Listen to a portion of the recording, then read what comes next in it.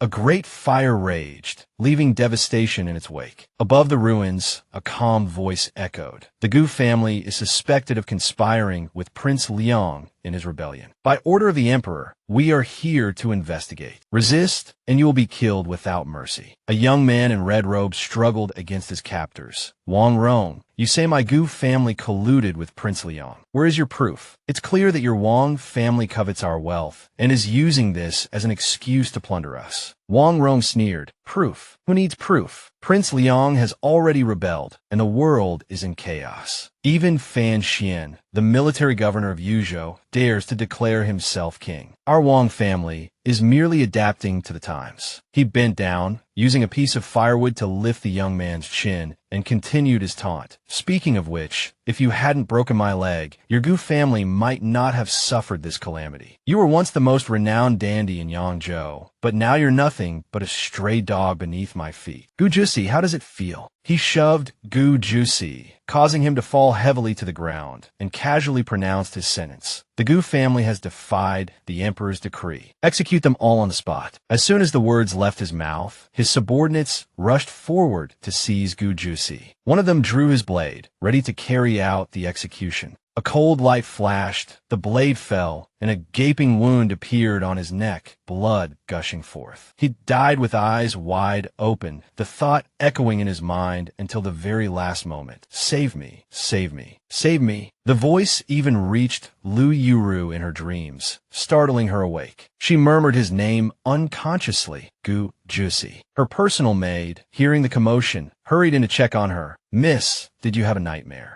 Yuru didn't elaborate, simply offering a vague explanation. It was just a bad dream. Help me dress. But as she changed, she couldn't help but wonder. Goo Juicy is the notorious dandy of Yangzhou. I have no connection to him. Why would I dream of him? My family is just a small cloth merchant, and I'm merely an unfavored, legitimate daughter. How strange. Lost in thought, her stepmother's maid arrived with a message. Miss, old madam, ye has arrived. Madam requests your presence. Yuru nodded slightly. I understand. Tell mother I'll be there shortly. Then she reminded herself. Prince Liang's rebellion. Goo Juicy. It was just a dream. Yuru, wake up. Successfully marrying into the Yi family. Marrying Yi Shuren. That's what you should be concerned about. Looking at her melancholic reflection in the mirror, she couldn't help but feel sorry for herself. My father favors his concubine and neglects my mother. Growing up in such an environment, I understand the need to maintain good relationships with everyone to never overstep my boundaries. Finding a suitable husband and marrying well is the only way to regain some face for my mother in this family. Therefore, for many years, I've strived to be a model daughter. Yi Shuren is the one I've chosen. He's a man of few words, but steady and dependable. He's excelled in his studies since childhood, and perhaps he'll even earn an official position someday. The Yi family is known for its strict morals and doesn't discriminate based on wealth. To marry him, I've frequently visited Miss Yiyun, the eldest daughter of the Yi family, for the past 7 years, and helped care for old Madam Yi. She thought happily. My coming-of-age ceremony just passed, and old Madam Yi has already hinted at her intentions. Today, she must be here to discuss the marriage. Yuru, accompanied by her personal maid, arrived at the main hall of the Lu residence. Upon entering, she saw her stepmother, Zhang Yue, seated in the main seat, waiting. She paused momentarily, but having long grown accustomed to this preferential treatment, she quickly bowed. Greetings, old Madam Yi. Old Madam Yi warmly beckoned her over. Come, Yuru, come sit and chat. Yuru, you're truly the most well-behaved and sensible young lady I've ever met. She hadn't even reached her seat yet when her father, Lu Xian, coughed lightly. Yuru, old Madam Yi is here today to discuss your marriage with the eldest son of the Yu family. What are your thoughts? Yuru didn't hesitate, immediately replying, Yuru will abide by my parents' decision. The two families immediately began chatting enthusiastically. Then it's settled, old madam. However, the eldest son of the Yu family is currently taking the imperial examinations. We don't know when he'll return to formally propose. I've heard that the Goo family's young master has also reached a marriageable age, and his mother is actively seeking a bride for him. If the Goo family also takes a liking to Yuru, neither of our families can afford to offend them. A long night brings many dreams. Old madam, you must act quickly. Zhang Yue interrupted them. The proposal is a matter for the elders. It doesn't matter if the eldest son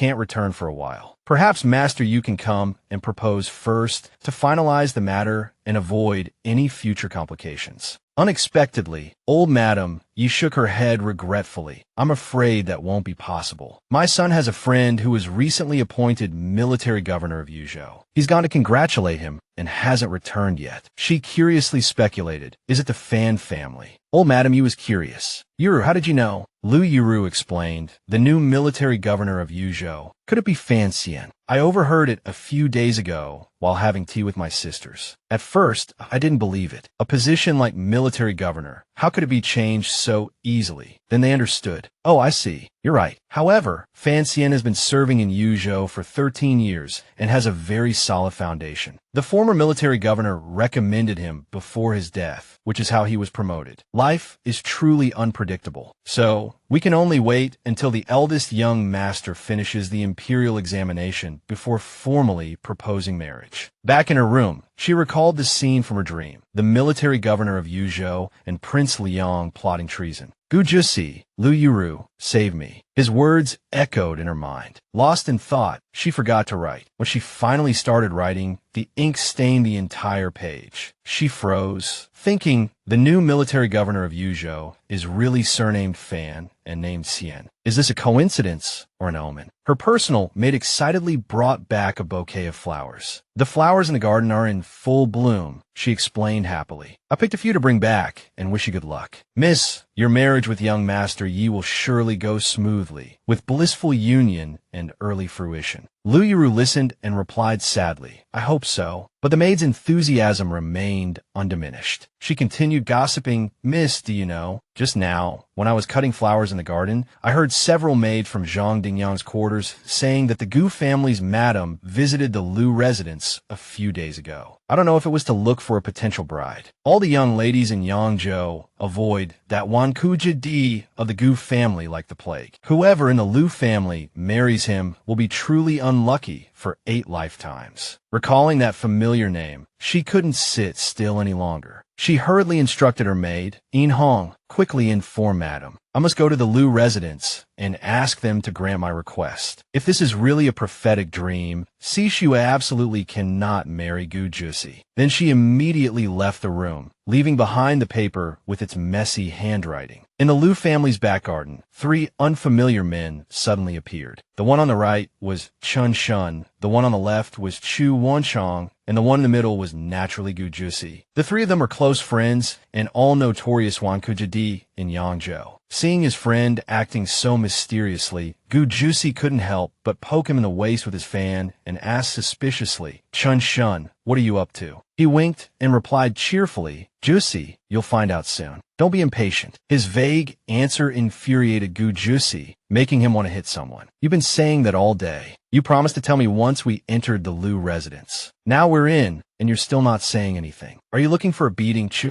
Wenchang, seeing the situation getting out of hand, quickly held his shoulder. Let me explain. We brought you here to see your wife. Goo Juicy grabbed his collar and questioned my wife. Where did she come from? Why don't I know anything about this? His gloomy expression frightened his friends. Your parents went to the Lu residence a few days ago. Don't I know? Fury burned in his beautiful eyes. He turned to leave, but his good brothers stopped him. Don't go. Since you're here, at least take a look before leaving. Yeah, at least confirm what she looks like. He replied disdainfully. Even if she looks like a celestial being, it's useless. Just then a voice rang out, Sishua, what brings you here? Why are your eyes so swollen? Seeing someone coming, his good brothers hurriedly pulled him away. Hiding in the corner, they listened to the 2 girls' conversation. The Goo family's parents came to our house 2 days ago, called me to the main hall, looked me over, praised me a few times, gave me a jade bracelet, and then let me go, Lu Sishua said while crying. Lu Yuru asked, what do they mean by that? Lu Sishua cried even harder. I don't know, but my parents guessed they came to propose marriage for Goo Juicy. The Goo family is wealthy and influential. I'm really afraid my father will agree for the sake of money. If I really marry Goo Juicy, how am I supposed to live? She quickly comforted her. I understand your pain. If I were to marry him, I would immediately jump into a lake and kill myself. Hearing this from behind the rockery, Goo Juicy felt wronged. Jump into a lake. Didn't you want to marry me before? Why aren't you willing now? His good brothers added fuel to the fire. For what they're saying, the one crying so miserably is your wife. The other one is probably the Liu family's eldest daughter, Liu Yuru, who's known for being promiscuous. Suddenly, she thought of an idea. How about this? We'll inquire about his personality and then do the opposite to force him to break off the engagement. Liu Cixue asked blankly, force him to break off the engagement. Liu Yuru calmly analyzed. For example, I heard that Goo Juicy still hasn't married because he has very high standards for a wife. He detests those conventional young ladies from prominent families and especially dislikes women who read Confucian classics. After you go home, diligently study the 4 books and 5 classics, especially those that encourage virtuous behavior. Make sure you know them by heart. Tomorrow, when you see him, constantly lecture him about it. Her strategy astonished the young gentlemen, who clicked their tongues in amazement. This girl is really interesting, they remarked. Even Goo Juicy became somewhat intrigued. She continued, revealing everything she knew. I've also heard that he loathes pretentious women, especially those who throw themselves at him. He finds them utterly abhorrent. Later, when you see him, speak softly. If he raises his voice, even slightly, cry. Don't speak logically like a normal person. Be sure to mumble incoherently and only talk about asking him for money. Furthermore, he probably dislikes strong floral scents. I'll find you a pungent sachet. When you see him, wear it on your handkerchief and wave it in front of him. Remember, do exactly as I say. After hearing this, the young gentleman could only sigh. This girl is truly remarkable. If she were to truly investigate him, he'd probably die an even more miserable death. Yes, unbearably miserable. Only Liu Cixue tearfully asked, but what if he still wants to marry me, even after all this? Her words made Goo Juicy's hand, which held his fan, tremble with anger. He couldn't help but step forward and declare loudly, "Don't worry, I will absolutely not marry you."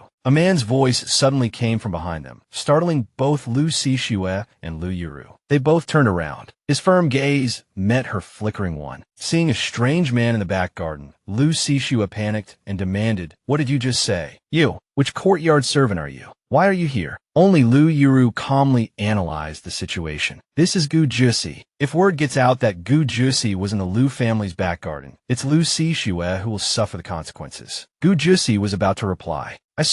She loudly interrupted him. "How dare you? A servant dares to intrude into the back garden. Drag him out. Throw him out of the residence." Goo Juicy was dumbfounded, not expecting her to target him. But before he could react, the guards seized him and began to beat him. How audacious. He dared to trespass in the young lady's courtyard. What are you all standing around for? Run. The 2 young ladies hurriedly pulled each other away, fleeing the chaos. The 3 of them rushed out, Chu Wenchang panting, "That girl is so timid." She called for help and ran before even saying a word. "I am exhausted." Goo Juicy disagreed. Timid. She was clearly pretending. She was afraid we would ruin her reputation. Liu Yuru, a black-hearted lotus. She appears pure on the outside, but inside she's incredibly scheming, far more so than Liu Cixue.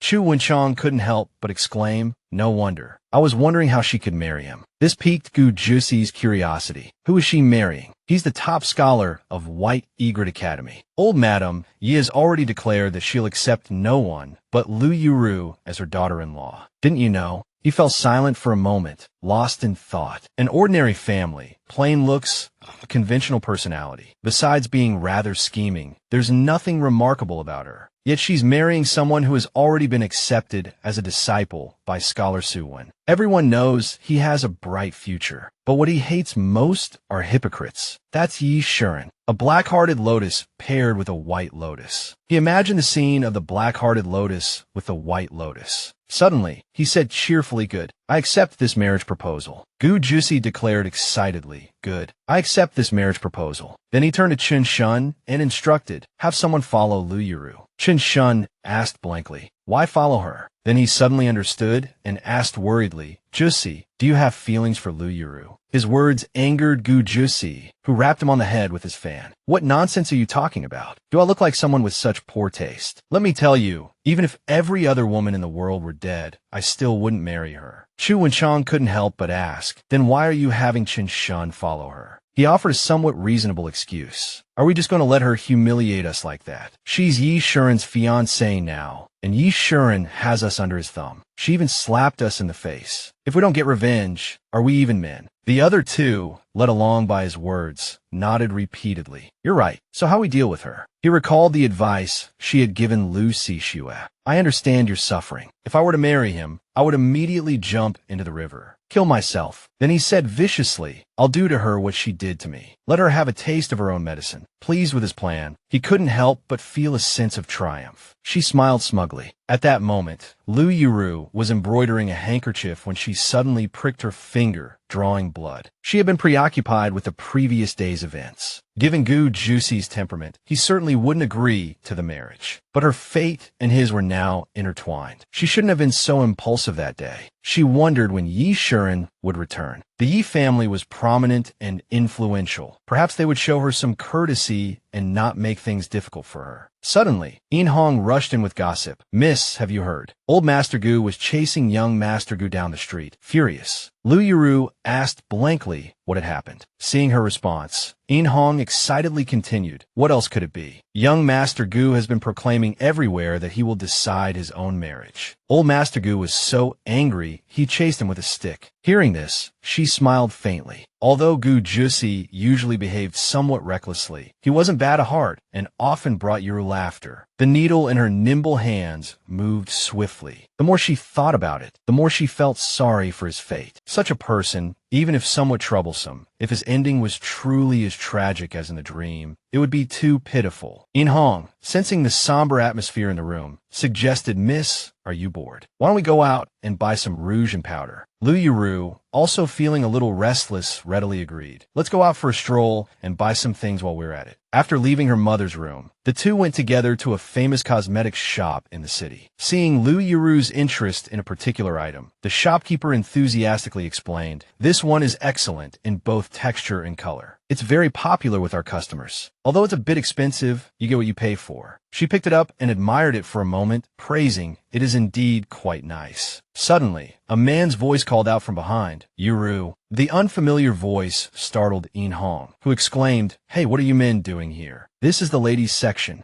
Lu Yuru froze when she saw the familiar figure before her. It was Goo Juicy, cheerfully greeting them, Yuru. Beside him stood Qin Shun and Chu Wenchang. Not wanting to argue with them, she quickly turned and pulled her maid away. In Hong, let's go. Qin Shun quickly stepped in front of them, blocking their path. Where are you going? Chu Wenchang also stepped forward to block her way. Hey, don't be in such a hurry to leave. Stuck between a rock and a hard place, aren't you? Goo Juicy leaned leisurely against the wall and asked pointedly, Yuru, buying rouge. Knowing she couldn't handle them alone, she shifted the problem to the shopkeeper. Shopkeeper, there are men here. Isn't this a bit inappropriate? The shopkeeper awkwardly explained, young Master Goo, this is a cosmetics shop. With you here, my customers are. However, he played a trick, bluntly declaring, I'll buy all the rouge here today. Then, he generously offered, Yuru, take whatever rouge you like. Ninth brother will give it to you. In Hong couldn't help but step forward to protect her mistress. Young Master Goo, please watch your words. My mistress is a respectable young lady. You doing this? But he wasn't intimidated, retorting, what about it? Tell me. Lu Yuru thought to herself that Goo Juicy was looking for trouble today, and the priority was to protect her reputation. She immediately put on a pitiful expression, tears streaming down her beautiful face as if she had suffered a great injustice. Young Master Goo, I don't know how I have offended you today. Sadly, there's a world of difference between us, and we have no connection. If my family has offended you in some way, now please be merciful. Seeing her using this tactic against him, his eyes widened in surprise. Young Master Goo, you are magnanimous. Please forgive my family and don't make things difficult for me. Her tearful appearance made Qin Shun and Chu Wenchang feel guilty for bullying an innocent girl. Aren't we going too far? We made her cry again. Only Goo Juicy gritted his teeth in anger, saying each word deliberately, Lu Yuru, you're a good actress. At this point, she had no choice but to continue the act, quickly covering her face and sobbing, young Master Goo, please let me go. His two good friends also stepped forward to persuade him, Juicy, let it go. This only infuriated him further. You don't know anything. This woman. He knew if this continued, he'd have to leave, so he quickly devised a plan. His eyes suddenly lit up, looking at her with admiration. Yuru, why are you crying? I'm not making things difficult for you. I just like you. Yuru was even more shocked by these words and quickly denied. What? Young Master Goo, please don't joke. He took a step closer to her and affirmed, I'm not joking. I fell in love with you at first sight, and even more so the second time. In this life, I must have you. Goo Juicy pulled her closer, firmly declaring his feelings. I fell for you the moment I saw you. When I saw you again, my heart was completely captivated. In this life, I won't marry anyone but you. Yuru could only plead, Young Master Goo, I apologize for what happened last time. If you make things difficult for me today, just consider it as repayment. Please, spare me some face, all right? She couldn't help but think, when it comes to shamelessness, I'm truly no match for Goo Juicy, who knew he wouldn't let it go and even brought up the past. Didn't you say you'd jump in the lake if you married me? Now I'm going to propose to you. Hurry up, time waits for no one. Yuru dear, there's still so much fun to be had. Her small body trembled uncontrollably. She asked in a panic, Young Master Goo, do you really want to force me to jump into this river? He was startled by her pitiful appearance and replied absent-mindedly, there's no need for that. He secretly rejoiced, seeing her trembling with fear and sincerely apologizing. I don't seem so angry anymore. Suddenly, he proposed, but you have to say something. Yishuren is the worst. He's not as handsome, talented, or upright as Goo Juicy. This request startled her. She stared blankly for a few seconds.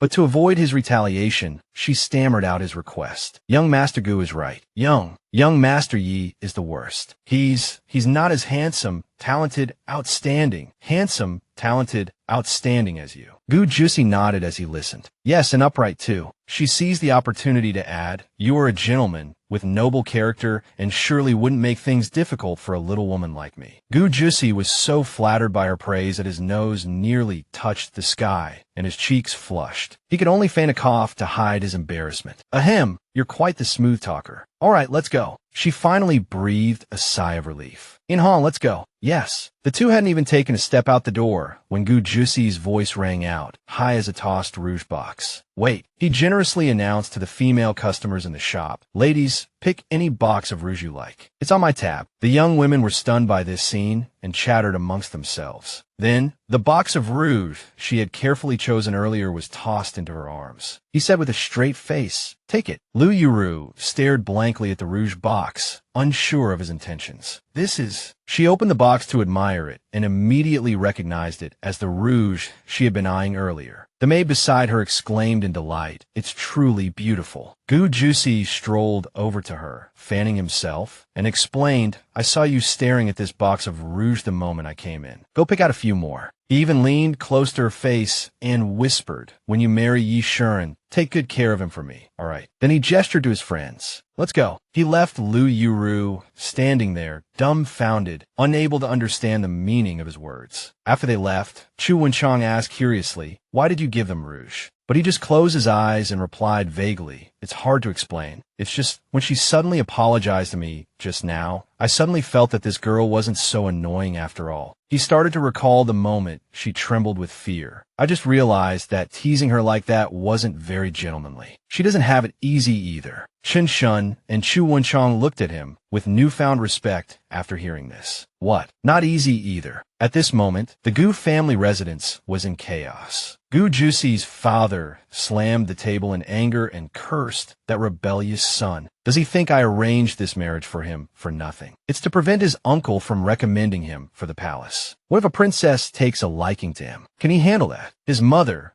Wong Rome, who was sitting beside him, quickly consoled him. Husband, Juicy is right. After all, it's his marriage. You just haphazardly arranged a marriage for him. Marrying someone he doesn't like isn't a good solution. Don't be angry. The more she spoke, the angrier he became. He turned and scolded his wife. Then what is a good solution? Taking him to meet the princess is a good solution. Suddenly, a servant rushed in, flustered, and reported, Master, madam, we found her. Both of them asked simultaneously, found who? The servant hurriedly replied, we found the young master's beloved. Madame Goo jumped up in joy and asked, Juicy has a beloved. His father was also surprised, but managed to maintain his composure. How do you know Juicy has a beloved? The servant presented the painting depicting connecting the scene at the rouge shop to Madame Goo. The young master said he won't marry anyone but her. If this isn't his beloved, then what is? This is the portrait of that young lady. The two immediately opened it to investigate. The young lady was Lu Yuru, the daughter of the Lu family of Yangzhou. Although her appearance was ordinary, she was a typical refined young lady of a good family with a pleasant temperament. Most importantly, our son likes her. Madame Goo's face lit up with joy upon hearing this. She hurriedly instructed, "That's right. Prepare yourself and help me draft a betrothal gift list. Tomorrow, I will go with the master to propose marriage." The servant said with difficulty, "Madam, I heard a rumor that old Madame Yi has taken a liking to this young lady. The marriage between the two families is probably already settled." Her face was instantly filled with worry. She asked in surprise, "Settled?" The servant quickly shook his head. "Not yet, not yet. It's just a rumor." Master Goo said thoughtfully, "Madam, this seems a bit strange." She nodded. "Indeed, it's strange. Juicy usually tells me everything. Now that he has a girl he admires, he hasn't mentioned it to me, and she's such an ordinary girl. How do you think they met?" He instructed his wife, "Don't tell Juicy about the proposal yet. Since he said it's her or no one, let's settle this matter first. We can't let him ruin it this time." Hearing her husband say this, she hesitated. Such a big matter as a marriage proposal. Not telling him seems a bit improper. He interrupted her. "It's fine. This is what he said himself. We'll go to the Lu family and clarify the situation. If the two families are already engaged, then a gentleman naturally wouldn't steal another's love. If they're not, then it depends on the Lu family's choice." Early the next morning, Master Goo and Madame Goo arrived at the Lu residence with betrothal gifts. Master Lu spoke first, breaking the awkward silence. "May I ask what brings you two here today?" Master Goo didn't beat around the bush and got straight to the point. "A few days ago, I heard about a joyous occasion in your esteemed household. It seems that Miss Lu and the Yi family have settled on marriage. Is there any truth to this?" Zhang Yuru secretly rejoiced, thinking that with Lu Yuru marrying into such a good family, the betrothal gifts would eventually belong to her son. Although the Yi family's betrothal gifts were considerable, how could their wealth compare to the Goo family's? Thinking this, she hurriedly distanced herself from the Yi family. "Those are just rumors. Our Yuru and young Master Yi are close friends, so they spend a lot of time together, but there has never been any mention of marriage. Currently, young Master Yi is taking the imperial examinations. Where would he find the time to discuss such matters?" Even Lu Xian chimed in, Yes, there's never been an engagement." Jiang Ro, who had been silent since entering, heard this. She calmly said, "To be frank,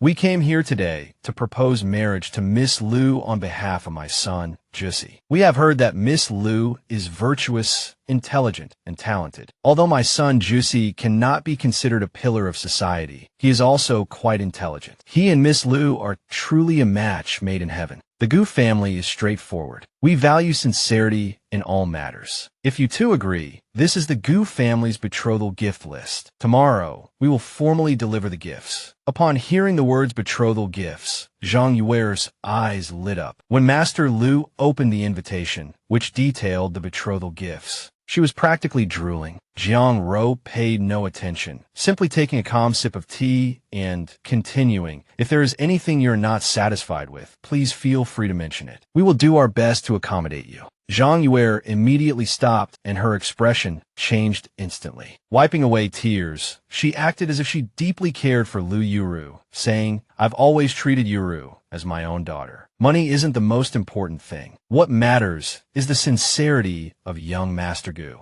Madame Goo replied with a smile, "Our family is not good with words, so we can only express our sincerity with gold and silver, but we certainly don't mean to offend Miss Lu." The husband and wife exchanged glances, and Madame Jiang Ro continued, "In this life, only what you truly hold in your hands is reliable." Indeed, Master Goo added, "We also have 5 shops on E Street, which we will include in the betrothal gifts. What do you think?" The greed in Zhang Yuer's eyes intensified. She thought to herself, E Street is the most prosperous street in Yangzhou City. One shop is already worth a fortune, and now there are 5. She gave her husband a thumbs up and then showered Goo Juicy with praise. "Master, young Master Goo is a true dragon among men. It's Yuru's blessing to be chosen by him. What do you think, Master?" He also considered his daughter. "Yes, Master and Madame Goo are good people. Yuru will definitely not be wronged if she marries into their family." He immediately turned to Master and Madame Goo with a worried look, wanting to ask Goo Juicy's opinion. I wonder what young Master Goo thinks of this marriage. He thought to himself, although Goo Juicy was somewhat of a flirt, a woman's happiness ultimately depended on whether the man cherished her. Madame Goo frankly replied, if our son wasn't smitten with Miss Lu, why would we go to all this trouble? Before Master Lu could speak, his concubine interjected. Then it's fate, a match made by the old man under the moon. Our Yuru has also said before that young Master Goo is handsome, straightforward, and a rare good man.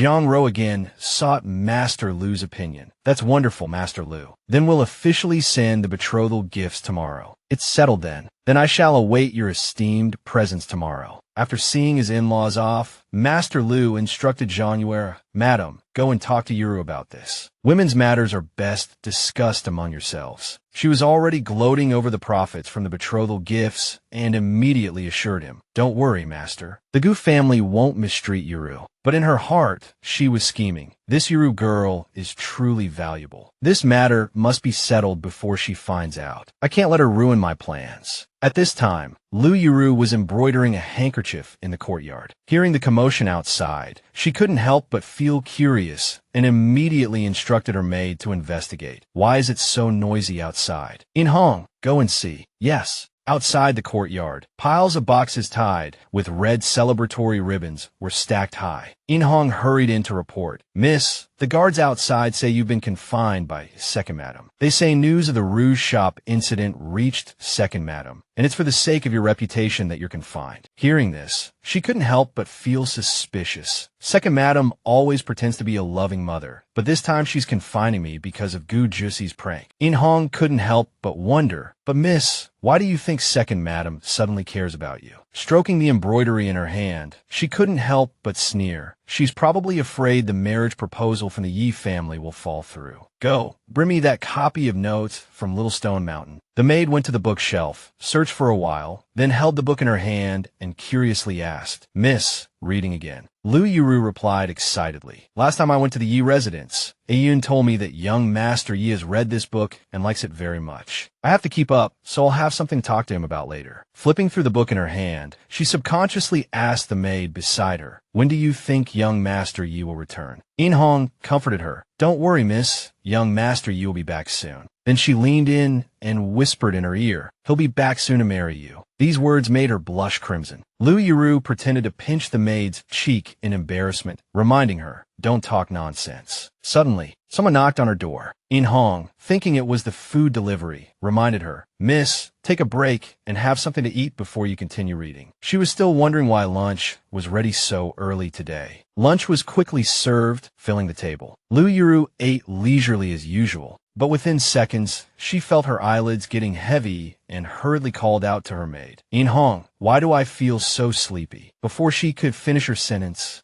she slumped over the table, startling her personal maid. Mississippi, Lu Yuru slept soundly, and when she finally woke up, she felt a splitting headache. She frowned. Opening her eyes, she had slept for so long that she couldn't quite recognize where she was. Fortunately, her personal maid heard the noise and pulled back the curtain to check. Seeing that she was awake, she breathed a sigh of relief. Miss, you're finally awake. You've been asleep all morning. She was still groaning, rubbing her temples and muttering, my head hurts so much. In Hong quickly added, Miss, Second Madam is here. She said she has something to discuss with you and is waiting in the outer hall. Sensing something was amiss, she quickly instructed her maid, In Hong, help me up and get dressed. In the outer hall of her courtyard, Zhang Yue was leisurely sipping hot tea. Lu Yuru, supported by her maid, appeared and immediately curtsied, second aunt. Feigning concern, she stammered, Yuru, I came to tell you something. The Goo family, they've already sent the betrothal gifts. Hearing this, she was stunned, a look of panic appearing on her face. The Goo family. Why would they send betrothal gifts? Then she stammered, Father,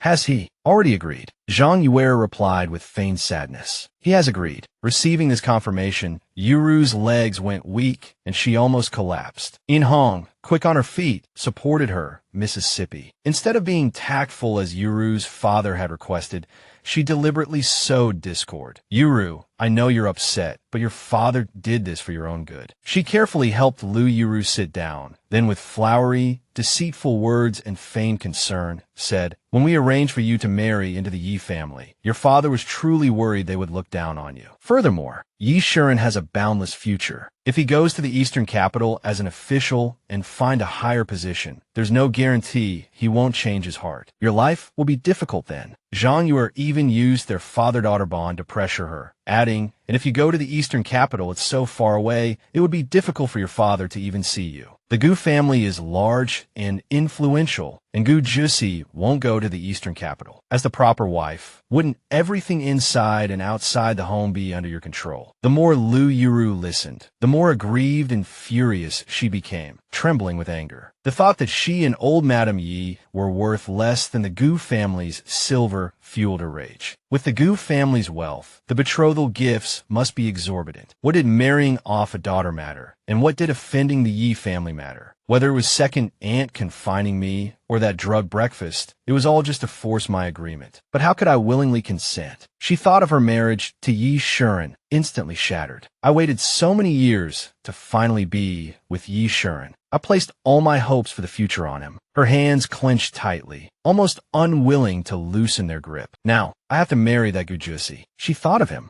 He arrogantly repeated every word he'd said to her. I'm not joking. It was love at first sight, and the more I see you, the more I like you. In this life, I must have you. She thought, against all her wishes, she still had to marry that Wang Goo Juicy, the one whom all the noble ladies in Yangzhou City avoided. She fearfully recalled the dream from that night. The Goo family implicated in Prince Liang's rebellion, their home seized by imperial decree, anyone daring to resist, executed without exception. They said it was all for her own good, that she would live a life of unimaginable wealth. But what if that dream was real? Her thoughts intertwined with the chaotic cries for help amidst the flames that day. Help! Prince Liang has rebelled. The world is in chaos. Even Fan Xian, a mere Yangzhou Jidushi, dares to proclaim himself emperor. Our Wong family is simply following the tide. The Goo family defied the imperial decree. The entire Goo family was executed. Just another life lost. She recalled the image of Goo Juicy being beheaded. Then she thought of her mother. My death wouldn't matter, but if I die, what will become of my mother? Could she even survive? First her father, then her mother, all for money. Zhang Yue tried to persuade her, Yuru, don't overthink it. Leaving everything else aside. The doctor said before that your mother's illness requires rare and precious treasures for treatment. If you marry into the Goo family, what treasure couldn't you find? Your mother's illness will surely be cured.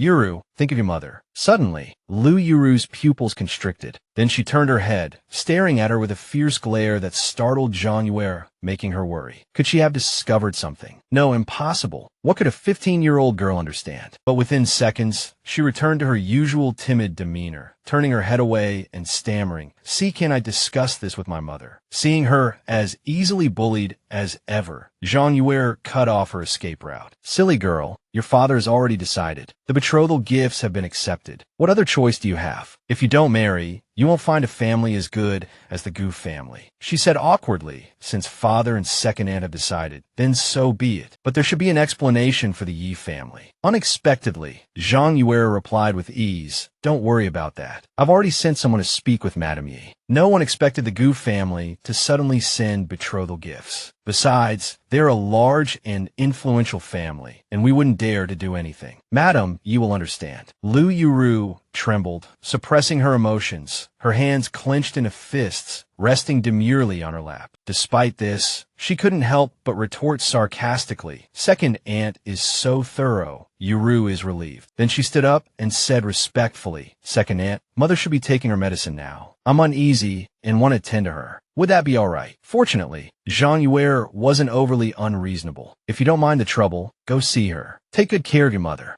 Now that you're betrothed, we don't need to keep up pretenses. Your confinement is lifted." She secretly rejoiced. Yuru was finally going to marry into the Goo family. Best not to make enemies if she could avoid it. As soon as Zhang Yue left, Yuru's expression changed instantly, the previous respect and shyness vanishing without a trace. At this time, In Hong also anxiously came out and asked her, "Miss, What should we do now? What should we do? Unlike the worried expression on her maid's face, Yuru calmly instructed, bring In from the outer courtyard. Have her come with me to see Mother. In Hong asked blankly, is it the beauty miss saved and settled in the outer courtyard before? Yuru hummed in agreement, then continued, and by the way, go and inquire about the betrothal gift list sent by the Goo family. Yes. Once everyone had left the room, she collapsed weakly onto a seat, feeling as if all her strength had been drained. She sighed. It's over. No matter how I retaliate, no matter what I do, my life is over. The resentment and strength she had painstakingly built up now shattered, transforming into crystal-clear teardrops that rolled down her beautiful, youthful cheeks. Every ray of sunlight danced playfully on the weathered roof of the pavilion. Despite the pleasant scenery, the mood of those present was quite the opposite. Yuru helped her mother inside to sit and talk. Her mother slowly sat down and asked her daughter, I heard a commotion outside today. Was it the Yi family coming to propose marriage? If so, then the matter is most likely settled. I've made inquiries, and young Master Yi is a good man. You're going to be married. But before she could finish, she was interrupted. No. Lowering her head, she replied sadly, it's not the Yi family. It's the Goo family, Goo Juicy. Her mother was stunned upon hearing this and asked, that Goo Juicy who spends his days gambling, fighting, and causing trouble, relying on his family's wealth. Seeing her daughter's confirmation, her mother coughed violently in anger and urged, quick, quick, go find your father. But before she could finish, she coughed up blood. Yuru quickly instructed her maid In Hong, quick, quick, go get a doctor. Her mother hurriedly wiped the blood away with a handkerchief, as if accustomed to it, and repeatedly said self-deprecatingly, he has no shame left. This marriage cannot be settled. It cannot be settled. At this point, Yuru was on the verge of tears. Mother, it's no use. Her mother was even more alarmed upon hearing this. She explained sadly, the betrothal gifts have already been sent. What good family would want a girl who's had a broken engagement? Her once clear, beautiful eyes gradually became lifeless. I have no other choice, Mother. Continuously wiping the blood from the corner of her mouth with a handkerchief, she repeatedly blamed herself. Mother, it's all my fault. I couldn't protect you. Not wanting her mother to worry further, she comforted her, don't overthink it. I am truly willing. Her mother, experienced in life after several decades, could see through her daughter's lie. Willing. You've always only told me the good news, but how could I not know how you're truly doing? They could only comfort each other, but Mother can't do anything. I can only hope that Jean Yue will show some kindness and treat you well. What is this now? She sold you off. Yuru forced a smile, wiping away the tears that kept flowing, and quickly explained, Mother, it's not like that. I'm truly willing. Actually, Goo Juicy is very good. He even helped me. The rouge he bought for you last time, it was a gift from him. He's very good to me. Really? Marrying him, I won't be wrong. Seeing her mother's endless heartache, she changed the subject. Mother, Goo Juicy and I have already settled the marriage. Please don't worry anymore. The pressing matter at hand is something else. The Goo family's betrothal gifts are certainly substantial, but given Zhang Yuer's nature, I'm afraid there won't be much dowry left for you. If people laugh at you, you won't be able to hold your head up in the Goo family. After finishing, she called out to the person who had been waiting outside the door, Inin, come in. A beautiful young woman with graceful manners walked in and respectfully bowed. Greetings, madam. Yuru got straight to the point and asked her, Inin, I called you here today to ask you something. After I get married, can you stay and help my mother? If you're willing, stay. If not, it's fine. She readily replied, Miss, you jest. Being madam's personal maid is already my good fortune. How could I be unwilling? After receiving Yin Yin's consent, she turned to her mother and instructed, Mother, let her stay by your side. Her mother firmly replied, Tomorrow, I will feign illness and have your father come visit. In the quiet of the night, In Hong's voice sounded, Miss, I've inquired. Besides the usual gold, silver, and jade, the Goo family also sent 5 shops on East Street. The Goo family sent the betrothal gifts so quickly, they probably haven't had time to change the names on the deeds. She handed a stack of paper to the maid and carefully instructed, In Hong, find some reliable people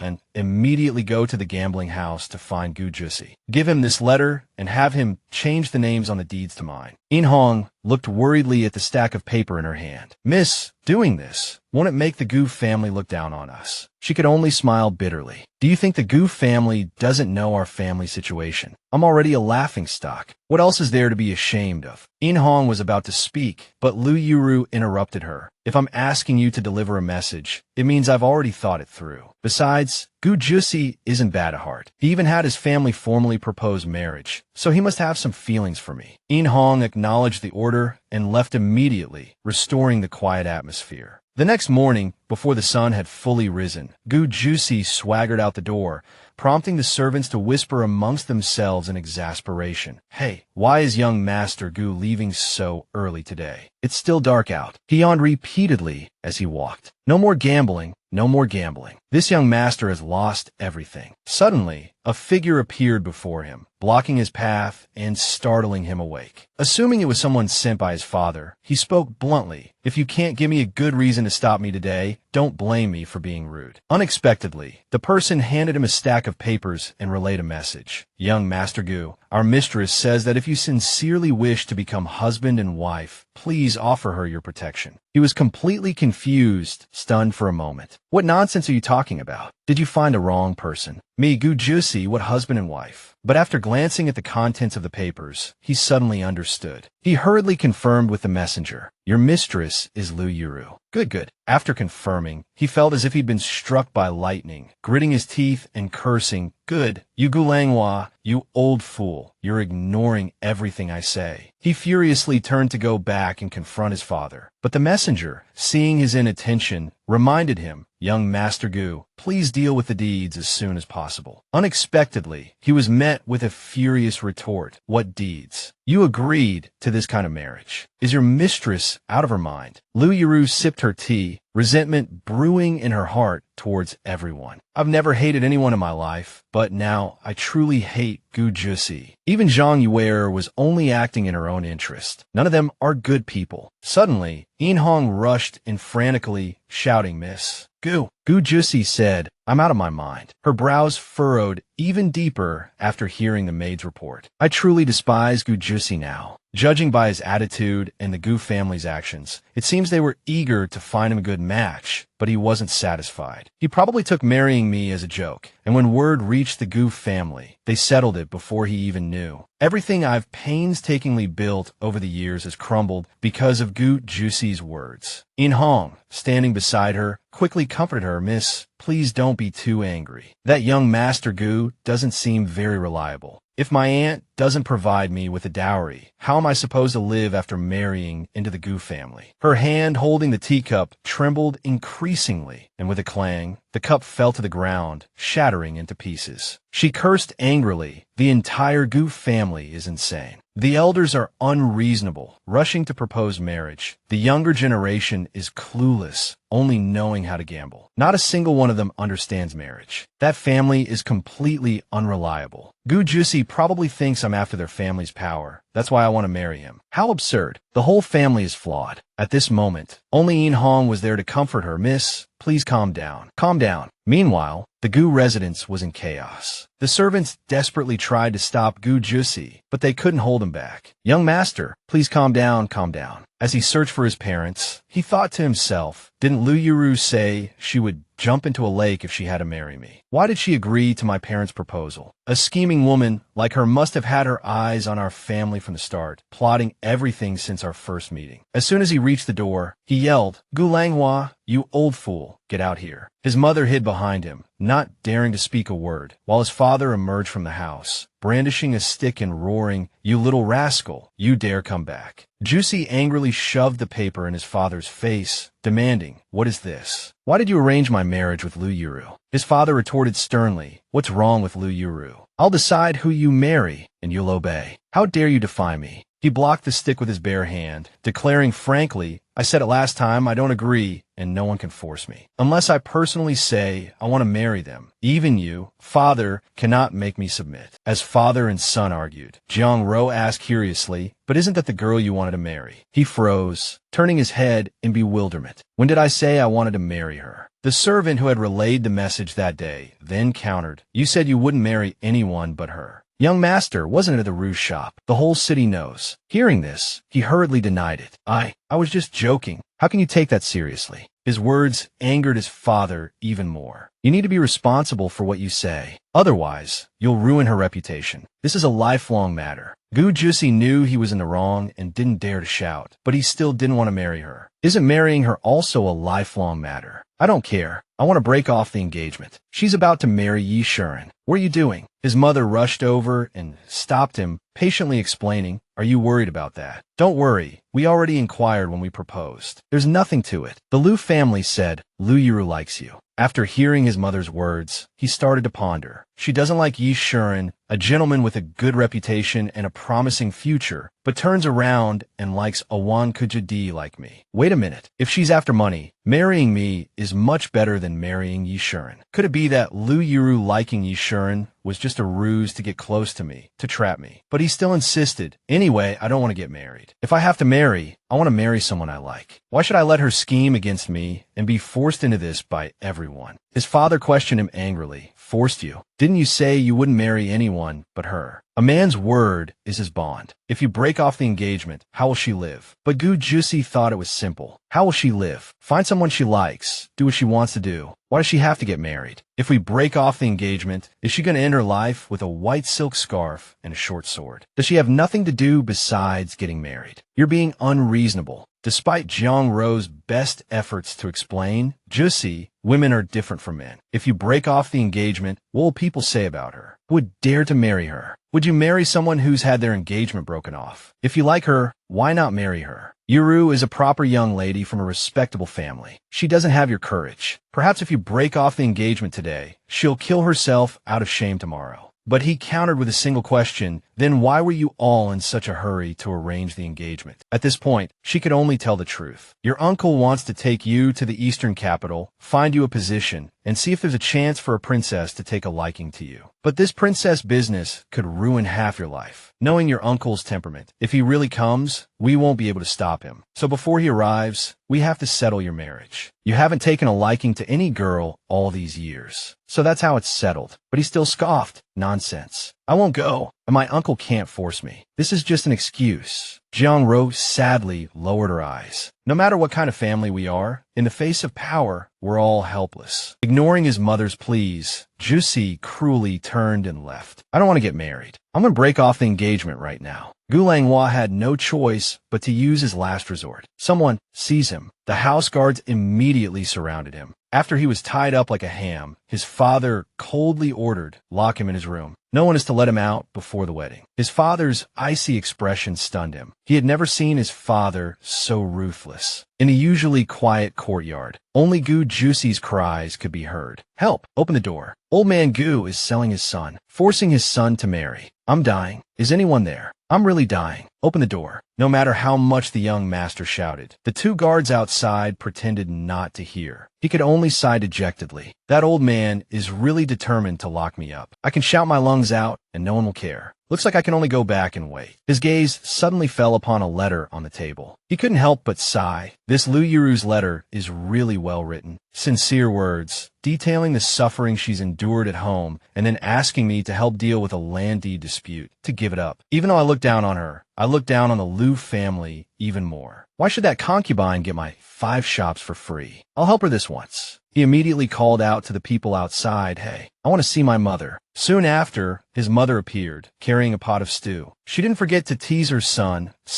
after shouting for so long, "Your throat must be hoarse. I had them stew some snow pear soup for you. Drink it while it's hot." He waited for his mother to sit down before hesitantly saying, "Mother, there's something I'd like to ask you for help with." "Go ahead." He sniffed. "This is the first time I've pleaded for someone else. Since this marriage can't be changed, Lu Yuru is practically part of the Gu family now. You know, Mother, I'm afraid the dowry will fall into the hands of that concubine." How disgusting. His mother looked at her son with satisfaction and replied directly, "I understand. I've already thought about it. That's why I've already put her name on the most valuable land deeds in the dowry. When the dowry arrives, I'll have Lu Yuru's birth mother handle the dowry matters." She couldn't resist teasing her son. "You say you don't care, but aren't you very concerned about your future wife? Goo Juicy, fearing his mother's misunderstanding, quickly explained that it was just a small favor, nothing more. I just find that concubine of the Liu family disgusting. I don't have any other intentions. His mother chuckled inwardly, thinking he was protesting too much. Elsewhere, Yuru and her mother were also talking. All right, I understand. It's been half a month, and the Goo family still hasn't sent the betrothal gifts. Everything on the dowry list is ready. Perhaps the transfer of the land deeds is taking some time. Mother, tell me again what happened after father stayed the night at Yin's place. The first wife calmly narrated, your father did as I said. He didn't immediately elevate Yin's status. Perhaps he felt guilty, so he didn't dare say anything to concubine you. Every day, he uses me as an excuse to go see Yin. He seems to understand things now, and our relationship has eased somewhat. Your father treats me much better.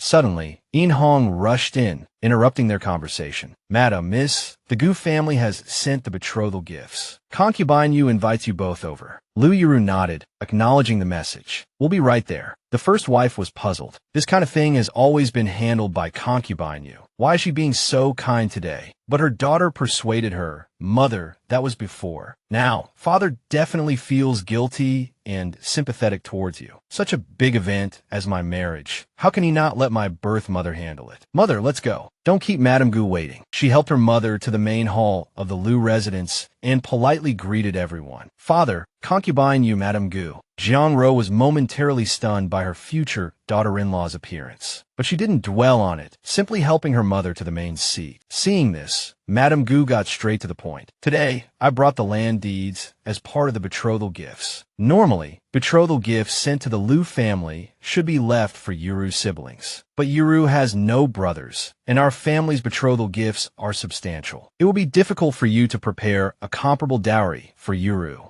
So, I've simply put Yuru's name on the deeds for these fields and shops. You only need to prepare some gold and silver as her dowry. Hearing this, Master Liu and the second wife abruptly stood up, demanding, what did you say? You put Yuru's name on the deeds. Even Yuru herself was stunned. My name. But didn't Goo Juicy disagree? The second wife, realizing her overreaction, hurriedly sat down and regained her composure, saying with a forced smile, Madame Goo, you're joking. Yuru still has 2 younger brothers. How can you say she has no siblings? She feigned confusion. Younger brothers. Then I must have been misinformed. I previously heard that the first wife only has 1 daughter and hasn't raised any other children. The first wife stated, I have no other children. Madame Goo's words startled the second wife. Master Liu had to step in to smooth things over, clearing his throat. My 2 sons are both born to concubine you. Madame Goo found this amusing, covering her mouth with a handkerchief. She even deliberately reminded him, her voice dripping with sarcasm. Master Liu, there's a distinction between legitimate and illegitimate children. How can illegitimate sons inherit the family estate? Yuru is the legitimate daughter. Her status is different from those illegitimate children. Concubine Yu was furious at being mocked like this, but she didn't know how to retort because it was the truth. Master Liu's face had been burning with shame since the moment he showed favoritism towards his illegitimate sons. Seeing this scene, Yuru was inwardly delighted. She had been criticized countless times behind her back, but this was the first time she had witnessed such a public humiliation. But so what if they were humiliated? This was Madame Goo of the prestigious Goo family of Yangzhou. What could they do? At this moment, she felt an unprecedented sense of satisfaction, clenching her hands tightly to prevent herself from screaming with the thrill of revenge. It was the first time she had seen a woman who could calmly sip tea while simultaneously slapping her father and concubine in the face. Just like that, she could ignore the burning rage of that shameless woman and useless man because her status was beyond their reach. Yuru couldn't help but think, it seems that marrying into the Goo family might not be such a bad thing after all. And someone like Madame Goo might not be as terrifying as I imagined. In the hall, concubine Yu's sharp voice echoed, fine, even if you don't change it to Yuru's brothers' names, it should be changed to our master's name. Madame Goo calmly retorted, her voice soft, concubine Yu, that brings me to my second point. If our Goo family transfers the land deed to Master Liu's name, I wonder how much dowry the Liu family plans to offer. Second, concubine Yu's face paled with anger, and her whole body trembled. Lu Xian coughed falsely and took the opportunity to ask, I wonder how much Madame Goo thinks is appropriate. Unexpectedly, she was countered with, Master Liu, you jest. I was merely asking casually. The specifics are still a matter for your Liu family. It's not as if we covet your daughter's dowry, but the dowry represents the bride's dignity. I'm afraid the first wife is inexperienced, so I came to ask. Just as the first wife was about to speak, concubine Yu interjected. There's no need for elder sister to trouble herself with this matter. Just ask me. Seeing Zhang Yuer so eager to take credit, Madame Gu sarcastically cleared her throat. So, the Liu family's finances aren't managed by the first wife now, but entrusted to a concubine. Lu Xian glanced at the first wife, displeasure in his heart. Second concubine Yu chimed in again. Madame Gu, you don't know, our first wife's health is poor, so I often assist her. Having laid her trap, Madame Gu asked directly. So, the dowry for your own daughter, you also assisted in preparing. At this point,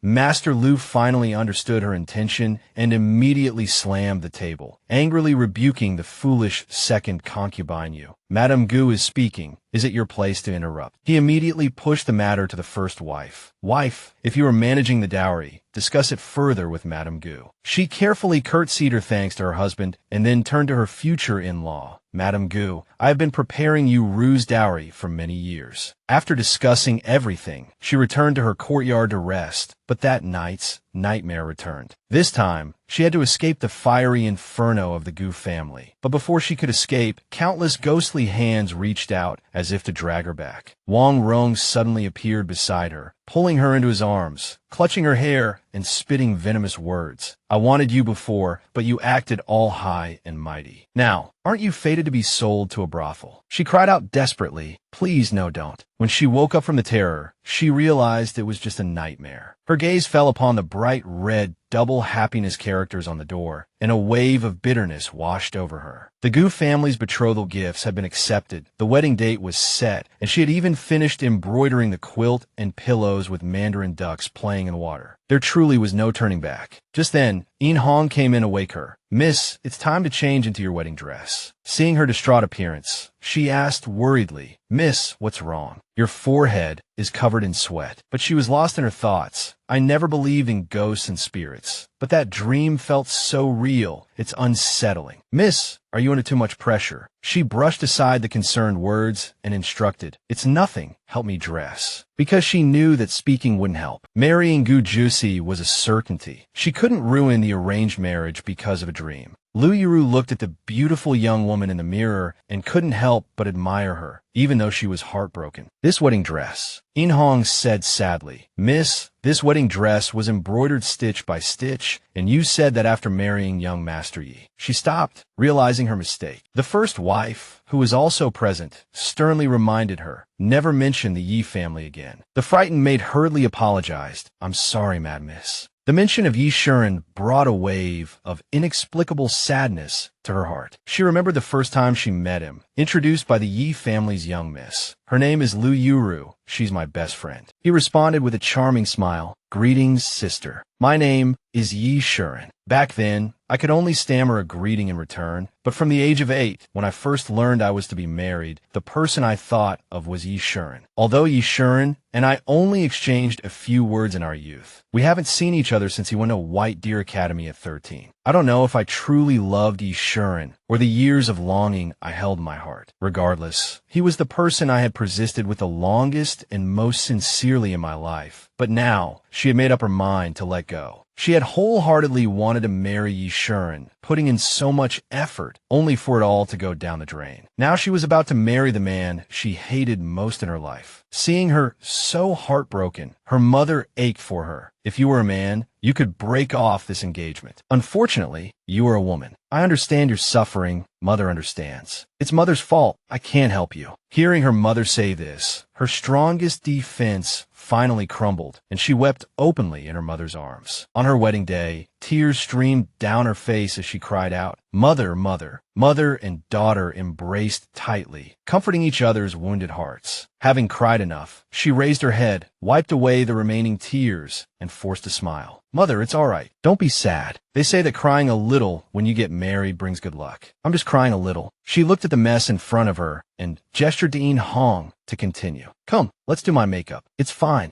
Lu Yuru raised her head, smiling as she wiped the remaining tears from the corners of her eyes, comforting her mother. Mother, it's all right. They say crying a little when you get married brings good luck. I'm just crying a little. Looking at the disarray of cosmetics on the table, she immediately instructed In Hong, come, let's do my makeup. It's all right. Her mother looked at her with heartache. Mother can't help you with anything. Don't worry about me. I'm not worried. Cry if you want to. I don't mind. Her originally rosy lips were now painted with bright lipstick. Her mother carefully placed the heavy hairpin on her head, symbolizing the burdens she would bear in the future. She carefully instructed Yuru, once you enter the Goo family, you'll have to rely on yourself. Mother will be waiting for you outside. After arranging her wedding dress and makeup, she sat calmly on the bed, waiting for the groom's arrival. Goo Juicy barged in without hesitation, kicking the door open. Then, he tossed her a red embroidered ball for her to catch. Hurry up, come with me. Looking at him like this, she couldn't help but think that anyone who didn't know better would think they were eloping. It's my wedding day, so I won't argue with you. Distracted, she tripped over the threshold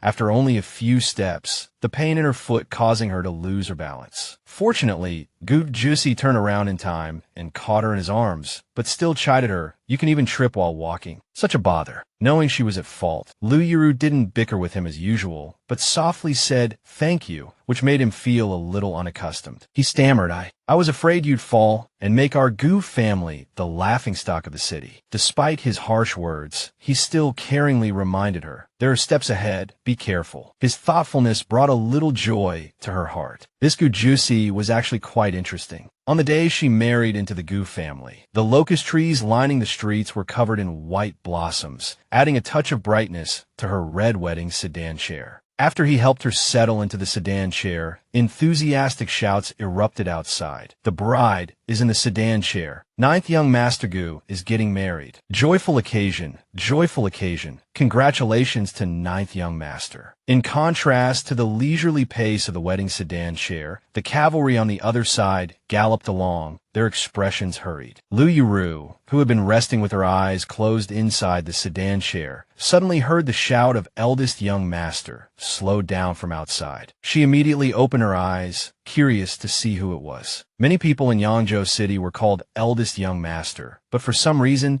she suddenly wanted to see if that person was him. So she lifted the curtain, and it was indeed the person she had been thinking about for so long. Yishuren, he was back. After confirming it was him, she froze. Sitting in the carriage, she pondered. Yishuren had just finished the provincial exam, so logically, he should be resting for a few days. Why would he come back early? Could he be? She insisted on covering her face with her fan, reminding herself to stop thinking. It was too dangerous now. If I went over, my life, Lu Yuru's life, would end here. A new life would begin at the Goo family's doorstep. The matchmaker announced loudly, the bride and groom, please alight from the sedan chair. The two entered the ancestral hall and followed the matchmaker's instructions step by step. First bow to heaven and earth. Zhou Wenchong raised his wine cup and congratulated them. Happy wedding, happy wedding. Chun Shun also happily chimed in, I didn't expect you to be the first among us three brothers to get married. But he just glanced over and scoffed. It's not like I wanted this. By now it was late. Seeing that she hadn't rested for a long time, In Hong urged, Miss, you haven't eaten anything since this morning. Do you want to eat something? Young Master Juicy is entertaining guests, and I don't know when he'll be back. But Lu Yuru firmly replied, according to etiquette, the round fan cannot be put down. Putting down the round fan is unlucky. I can't even eat during the wedding ceremony. In Hong whispered in her ear while no one was paying attention. I saw eldest young Master Yi outside today. But before she could finish, she was interrupted. In Hong, be careful what you say. Now that I've married into the Goo family, I am a member of the Goo family. What happened yesterday is like yesterday's death. If someone were to overhear, it wouldn't be good. A knock came from the door, knock, knock, knock. She couldn't help but peek, wondering if it was Goo Juicy. Unexpectedly, Yi Yun appeared at the door and instructed the servants to leave. Madame Goo asked me to accompany the bride. You may all leave. She stared in surprise at the person before her. Yi Yun walked to the bedside and chatted softly. There's no one else here now. I'll keep you company. Put down the fan. You can cover your face when Goo Juicy arrives later. But Lu Yuru stubbornly refused. Propriety cannot be disregarded. It's fine for us to talk like this. Ian didn't give up. You only talk about propriety, but your ambition is greater than anyone else's. You're two-faced. You'll suffer for it in the future. She choked up, wanting to say more, but stopping herself. A touch of sadness welled up in her heart. It was pointless. She was already married to another. It wouldn't be appropriate to ask about Yi Shuren. Unexpectedly, before she could speak, Yian blurted out, "Oh, right, my brother came back early after hearing about your engagement to the Goo family. You know, Yuru, don't blame my brother for this. The marriage was originally arranged by the family, but then the Goo family came to propose, and my grandmother agreed. Anyway, the Goo family is not to be trifled with. You know my grandmother's temperament." Listening to her friend's consolation, her previous thoughts grew stronger, and tears welled up in her eyes. A prestigious family like the Yi family would never allow their eldest son to marry a woman who had already been engaged. Even if they were to fight with the Goo family, it would never be for an ordinary woman like Lu Yuru. So, from the very beginning, I never held any hope for the Yi family. But my brother didn't think so. He said a gentleman's word is his bond. The Yi family should explain things clearly to the Goo family. Old Master Goo is a reasonable man and wouldn't bully others with his power, so that's why he rushed back this time. After listening to her string of explanations, Lu Yuru calmly uttered 3 words. Too late. Yian continued to persuade her. Since things have come to this, marrying Goo Juicy is not necessarily a bad thing. My brother is only handsome in appearance. He's actually a cold and aloof person, wholeheartedly devoted to his studies. Being his wife will be very hard. Goo Juicy, although unreliable, has both power and influence, and most importantly, he likes you. He's willing to buy out an entire rouge shop for you.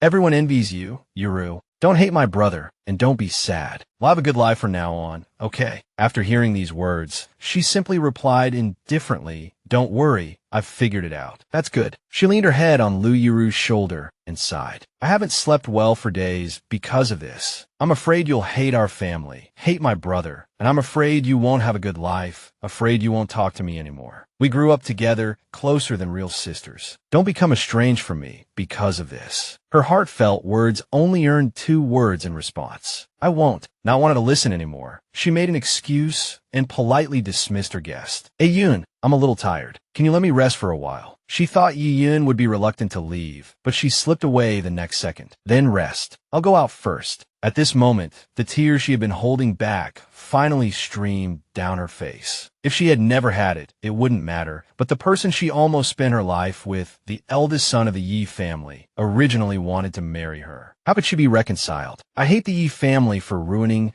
half a lifetime of my efforts. I hate Goo Juicy's absurdity. Just because of his words, I will marry no one but her. My long-planned marriage was ruined. But I also have to admit, facing my cowardly father and vicious stepmother, there is Jiang Ro's strong protection and Goo Juicy's constant care. She couldn't bring herself to hate them. She didn't know who to blame for this fate, so she could only secretly hide her tears behind her fan. But as a woman, what choice did she have? Since she was going to marry him, she would secure her position as the mistress of the Goo family. There would be no repeat of the Lu family drama. Thinking of this, she sat firmly on the bed, waiting for the groom's return. After Goo Juicy finished entertaining the guests, his father sent someone to follow him and forcibly lock him in his room. "I'm not going in, you old fool. Let me out, let me out. Gulangwa, if you have guts, let me out. I'm already married. What else do you want? Do you want to force me to death?" Faced with his son's stubbornness, he only uttered 2 words. "Shut up." Then he ordered the soldiers outside the door to nail the door shut with wooden planks. "Close the windows, too. If he dares to go out today, break his legs. Keep a close watch on him." Goo Juicy continued to curse angrily. "Damn it, you old liar. You said it would be over once I got married. Why am I still locked up? You broke your promise. Let me out, or you're dead." But after shouting for a while, there was nothing but a terrifying silence outside. He slumped, Wu Li de Tandao zai zhuo shang, not forgetting to curse. Damn old man. He was drinking tea when he suddenly noticed Lu Yuru was still holding her fan, covering her face. The sight startled him so much that he sprayed the tea out of his mouth, stammering,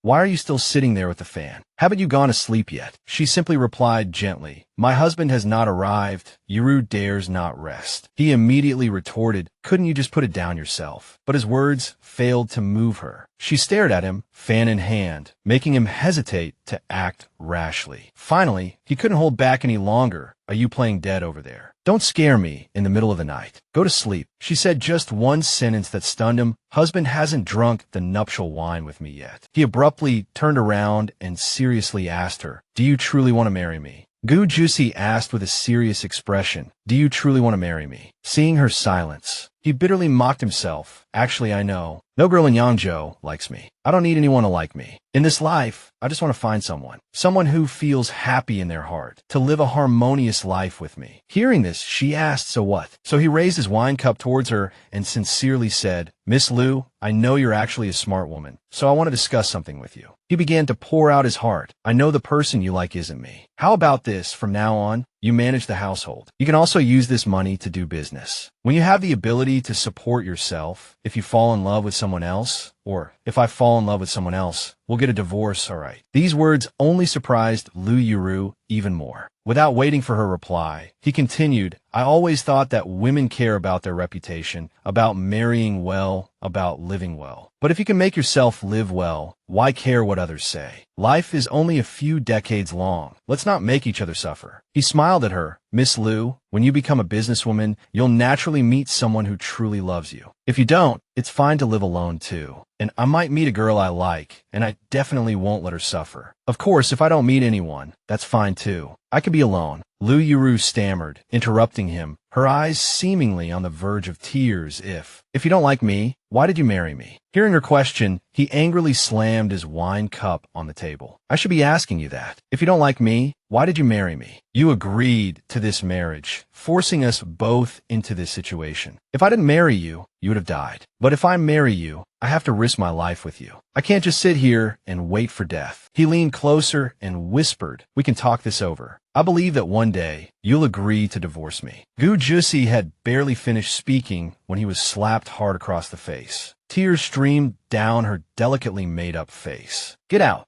of here. He had never been hit by a woman, so after receiving her slap, he was immediately stunned. Liu Yuru, filled with grievance, collapsed onto the bed, sobbing uncontrollably, filled with regret. How could I marry such a person? He makes it sound so easy, but if I really divorce him, I'll be drowned in gossip. I can't even explain why I married him in the first place. If he really intends to divorce me, if that's truly the case, even if I want to leave, he'll never let me live in peace. My mother's fate will be mine. Now, not only can I not marry Yishuren, but Goo Juicy wants to divorce me too. What future do I have left? Seeing the bride suddenly burst into tears, Goo Juicy didn't know how to comfort her. Wait a minute, I'm the one who got hit. Why are you crying? Unexpectedly, his words only made her cry harder. Stop crying. I won't say anything anymore, all right. You're giving me a headache. So he tried a different approach to coax her. Sai, forget it. Have you eaten anything? Looking at the food on the table, he thought, I was beaten by my father early this morning, then forced to drink at the banquet. I haven't had a single bite to eat. Who knows how long Liu Yuru will cry for? I might as well eat something first. He gently picked up a plate of pastries, wondering to himself, I don't understand how someone can cry like this. She likes Yishuren. I gave her a way out, and she doesn't appreciate my kindness. Goo Juicy carefully brought the plate of pastries in front of her and coaxed, stop crying, eat something. Eating something will make you feel better. But she rudely pushed him away. Get away. He frowned impatiently. He slammed the plate of pastries onto the floor and roared angrily. What are you crying about? Weren't we talking about possibly divorcing in the future? I'll arrange a way out for you then. What are you afraid of? The person you like isn't ye. Speaking up to this point, he paused, as if realizing something. An unbelievable thought suddenly popped into his head. He pointed at himself and asked excitedly,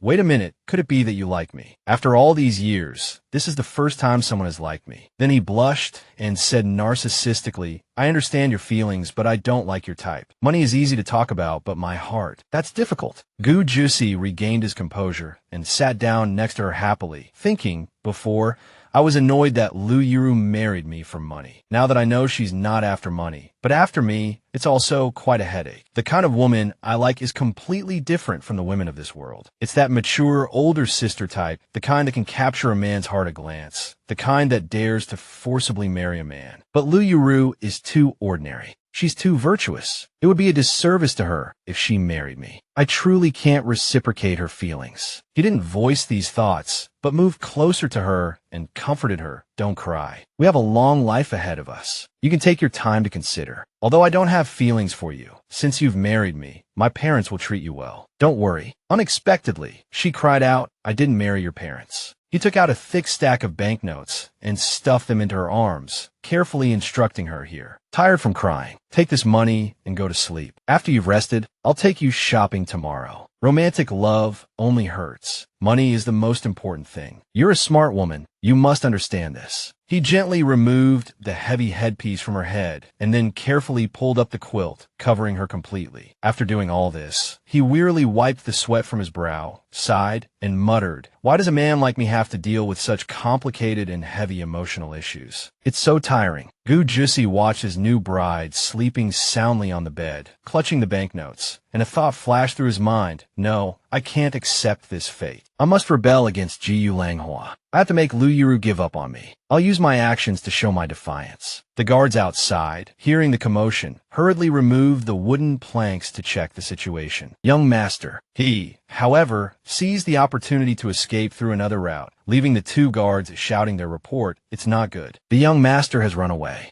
Listlessly, he went to find his two good friends, but they kept congratulating him. Congratulations. Congratulations, brother and sister-in-law. He coldly waved them off. Stop congratulating me. My head is about to explode. Shun Shun, seeing him constantly frowning, asked, isn't it just marrying a woman? It's not a big deal. Doesn't Lu Yuru just want the title of young madam of the Goo family? Just give it to her. We can still hang out together. Goo Juicy sighed mysteriously. No, if only she were after the Goo family's money. The problem is, I discovered last night that she's not here for the money. Shun Shun's curiosity was piqued. Then what is she after? He blushed and blurted out, she's after me. She likes me. Hearing this, Yin couldn't help but spray water all over the other man's face. Seeing Chu Wenchong staring at him blankly, Yin quickly grabbed a towel to wipe his face and apologized. I'm so sorry. I was too surprised. Goo Juicy propped his chin up with his hand and said sadly, I was also shocked when I found out. If she were after money, it would be fine. But she wants my heart. I don't know what to do. Chu Wenchong pointed at himself to confirm. So you came here today, wanting us two brothers to come up with a way to make her give up. He nodded firmly. The sooner she gives up, the sooner she'll let go. That way, she won't fall deeper, and I won't feel so bad. Yin came up with a mischievous idea. That's easy. Making a woman give up is simple. This made Goo Juicy very curious. Tell me quickly how. Yin winked. Spend 3 days at the Spring Breeze brothel. I guarantee she'll give up. He couldn't help but stroke his chin thoughtfully. Spring Breeze brothel. The last time I went there was for Yang Wenchang's birthday. I even bought the first night of the Flower Queen for him as a gift, even though I wasn't interested. Soon, a malicious glint appeared in his eyes. But for a woman, what could be more terrifying than her husband visiting a brothel the day after their wedding? And wouldn't Jiyu Langhua be furious too? So he immediately agreed to Yun's suggestion. All right, let's go to the Spring Breeze brothel. The next morning, as sunlight filtered through the festive lanterns hanging by the door, a voice came from within the room. Mississippi In Hong saw her mistress clutching a stack of banknotes, her eyes bloodshot, her face ashen. She anxiously asked, Miss, what's wrong? Are you feeling unwell? When she noticed that Lu Yuru was still wearing her wedding dress, she became even more worried. Miss, say something. What did the young master do to you last night? Why are you still wearing your wedding dress? The two of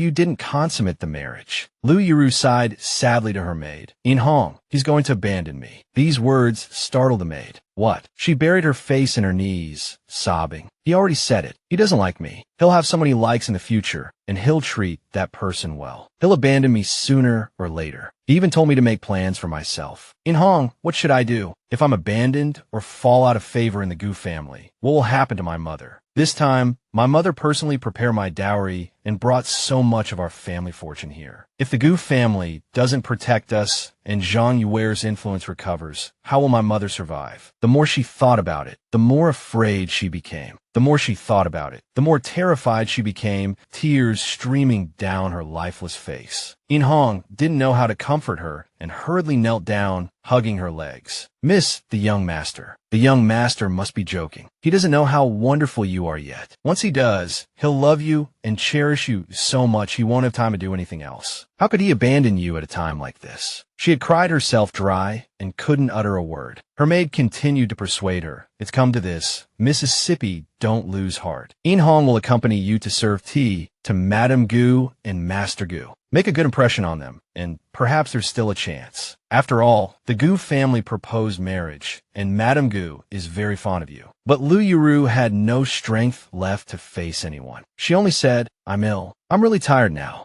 In Hong furrowed her brow and softly replied, "Yes, Mississippi. I'll go inform Master Goo and Madame Goo right away." She couldn't help but feel sorry for her mistress. No matter how intelligent Miss was, she was still only a 15-year-old girl. But In Hong hadn't gone far when a servant's voice came from outside. "Master, something terrible has happened. The young master has gone to the Spring Breeze Pavilion." Hearing this, Lu Yuru felt all the strength drained from her body. Spring Breeze Pavilion, Yangzhou's most notorious pleasure house. Two small birds chirped peacefully on a branch. But not long after, the servant's earth-shattering cries broke the tranquility. "Master, something terrible has happened. The young master has gone to the Spring Breeze Pavilion." Hearing this, Gu Langhua roared in fury. "Snong, he truly has no sense of propriety." In Hong, standing to the side, felt wronged for her mistress. It's only the second day of their marriage, and he's already gone to a brothel. This pampered young master, even for a Wankujidi, is too presumptuous. He grabbed the family discipline rod, about to go find Goo Juicy and settle the score. "I have to teach him a lesson." But his wife hurriedly stopped him. "Master, he's already married. You can't discipline him like a child anymore." Hearing her words, his anger only intensified. "If I don't discipline him, won't he turn the world upside down?" Which young master abandons his new bride to visit a brothel on the second day of their marriage? This is simply preposterous. But she only said gently, "Haven't you beaten him enough these past 2 years? Isn't he going to the brothel precisely because he's angry with you? He's been prejudiced against this marriage from the beginning. If you stand up for Yuru today and drag him back for a beating, he and Yuru will only resent each other. How will they live together in the future?" Although angry, he had to suppress his fury because of his wife's words. "Then you handle it. I'd like to see what brilliant plan you have." Jiang Ro calmly replied, "The problem isn't with us, it's with Yuru." Then she turned to In Hong and asked, "Is your mistress available to see guests now?" The maid stammered, unable to speak. Jiang Ro naturally understood and spoke first. "If she won't come to see me, then I'll go see her." Madame Goo went to Lu Yuru's room without hesitation. "Yuru." Lu Yuru was about to get out of bed and bow, but Madame Goo stopped her. "I heard you weren't feeling well, so I came to see you. Are you feeling better? If you're not comfortable, you don't have to get up. We don't have so many rules in our family." She sat on the edge of Lu Yuru's bed, gently chatting about everyday matters, as if confiding in her. "What happened between you and Juicy last night? Did Juicy say something offensive to you?" Seeing her silence, she continued gently, "Before proposing marriage, I made inquiries. Everyone said you were a dignified and proper young lady from a respectable family, well-educated and sensible. Why are you not like this now that you've married into our family?" At this moment, Lu Yuru no longer wanted to hide anything. She confessed, "Madame Goo, I never wanted to marry in the first place." Her words struck Madame Goo like a bolt from the blue. But when I came to propose, your aunt said you admired Juicy." Lu Yuru just let out a tired, cold laugh. "Madame Goo, you know my family situation. How could you believe what my aunt said?" Madame Goo was completely bewildered. "But your father was present at the time, your family. You." She was about to continue when a thought suddenly flashed through her mind. "I know the Lu family's inner household is turbulent, but I heard that although Lu Xian favors his concubine over his wife, he never mistreats his children. All these years, Lu Yuru, you've been raised with the provisions of a legitimate daughter. Besides, parents always have a certain preference for their firstborn child. How could Lu Xian allow a concubine to run rampant in his daughter's marriage affairs without intervening himself?" She turned her head suspiciously and pressed, "So I ask you, did your family truly have a marriage agreement with the Yi family?" Lu Yuru calmly replied, "There was originally an intention to form a marriage alliance. Old Madam, Yi personally came to our house to act as a matchmaker, and my family agreed. We were just waiting for young Master Yi to return from the provincial examination, and then they would formally propose. Hearing this, even with Madame Goo's impeccable composure, she couldn't maintain it any longer. She angrily exclaimed, "This is absurd. We went through so much trouble to arrange this marriage. The son is unwilling, the young lady is unhappy, and we've offended the Yi family." She looked at the girl's vacant, lifeless expression with heartache, filled with self-blame. No wonder Yuru was like this today. But things have come to this point. Perhaps the two of them are even more confused than we are. We must find a way to resolve this. She immediately changed her tone and said to Miss Lu, "This matter is entirely due to my Goo family's negligence in not thoroughly investigating your marriage contract with the Yi family. I apologize for this mistake, and I hope you can forgive me." Yuru simply hung her head sadly. Such a private matter is not for outsiders to know. Madam is kind. The details of this matter are difficult for outsiders to understand. I don't blame Madam, but Jiang Ro became even more anxious. "But now that this has happened, Miss Lu, what do you plan to do?" She spoke tremblingly, her hands tightly gripping her wedding dress. "The marriage has been decided, the ceremony completed. Is Goo Juicy really going to divorce me? I'm already in the Goo family. I only ask for a peaceful life. What other choice do I have?" Her voice grew sharper as she became more agitated. "It's not that I don't want to stay. It's that Goo Juicy doesn't want me. Madam Goo, on our wedding night, he said he wanted to divorce me, and now he's nowhere to be found. Madam, how do you expect me to live? I've resigned myself to marrying someone like him. I don't dare to ask for too much in this life, but at least let me live in peace. If he really divorces me, isn't he forcing me into a dead end?" As she spoke,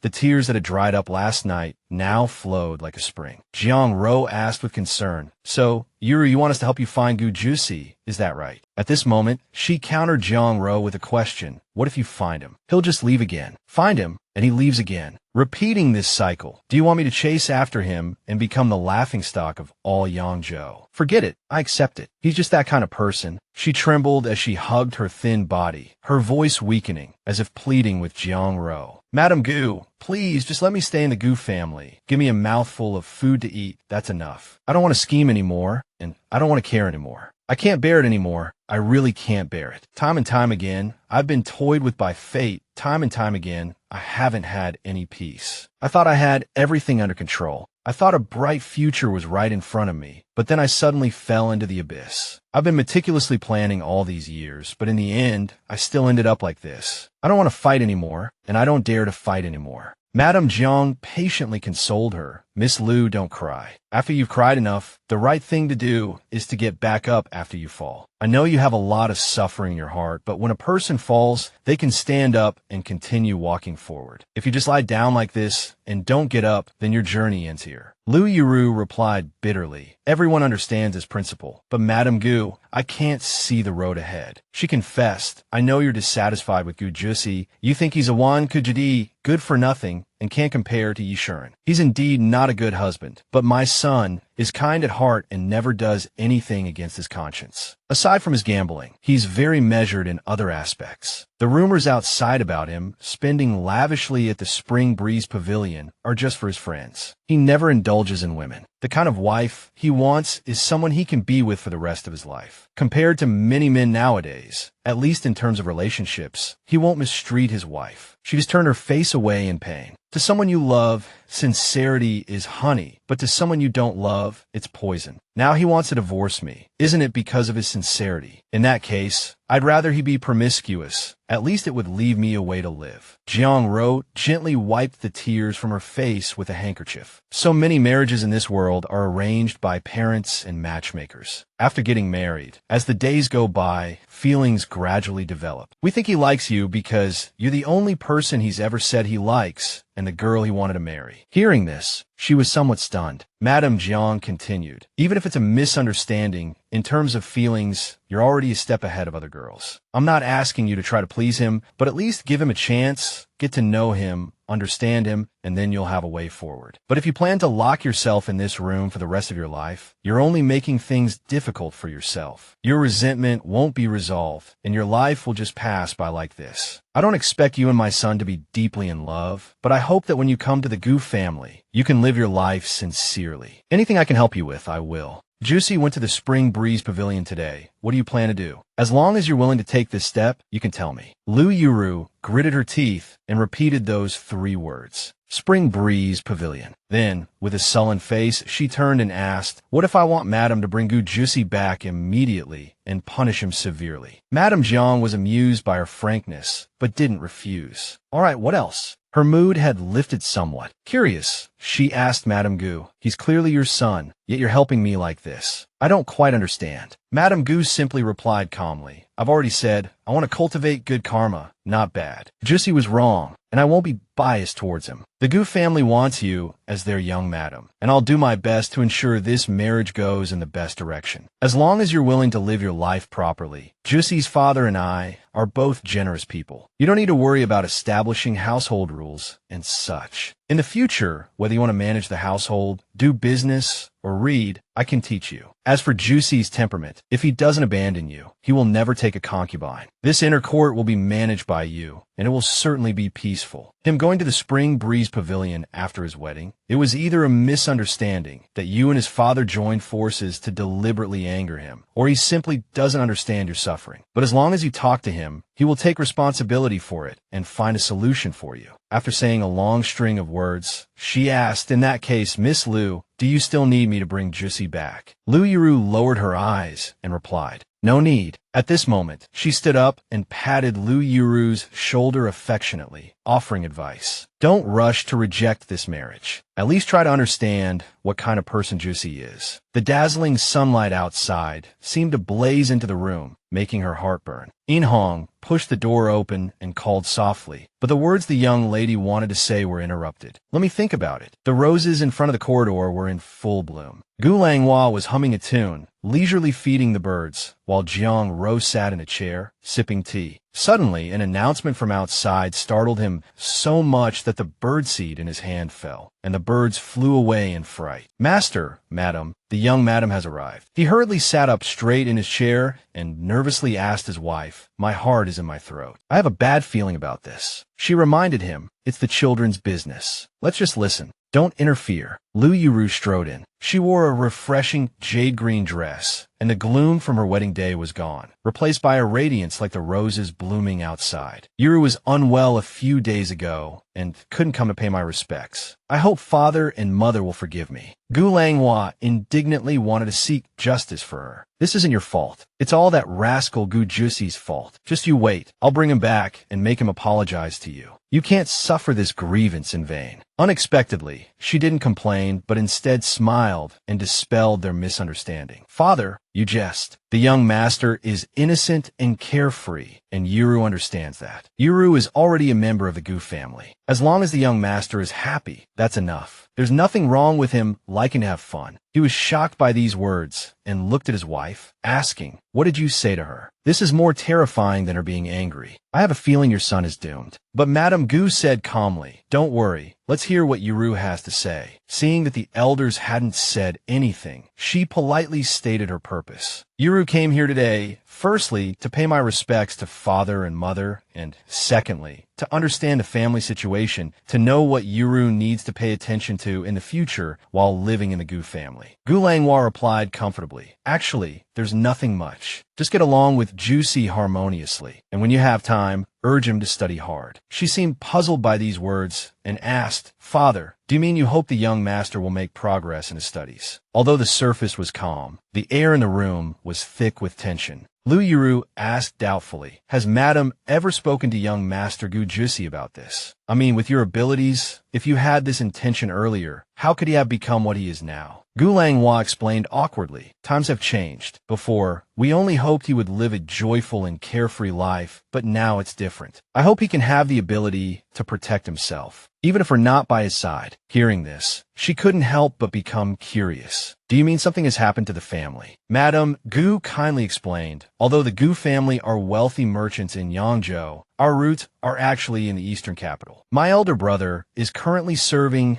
as the Minister of Personnel in the eastern capital. The court in the eastern capital is unstable right now. The emperor hasn't held court for 3 months. My brother originally intended to take Juicy to the eastern capital, find him a minor official position, and then recommend him to the princess, ensuring his lifelong security, but we really don't want Juicy to be involved in that. Lu Yuru silently calculated. His Majesty hadn't held court in 3 months and was likely nearing the end of his days. A struggle for the throne was surely imminent. However, the current emperor had few heirs, and the crown prince had long been established. There shouldn't be any strife for succession, right? So what was the Goo family afraid of? She recalled the dream she'd had. The Goo family suspected of colluding with Prince Liang in rebellion. The imperial decree ordering a thorough investigation and confiscation of their property, with resistors to be killed without mercy. In her dream, Goo Juicy bravely confronted the overwhelmingly powerful Wong Rome. You say the Goo family colluded with Prince Liang, but do you have proof? It's clear you covet the Goo family's wealth and are looking for an opportunity to seize it. But Wong Rome, that old fox, wouldn't be easily defeated. What does it matter if there's no proof? Prince Liang is rebelling. The world is in chaos. Even the Yangzhou military governor, Fan Xian, dares to declare himself king.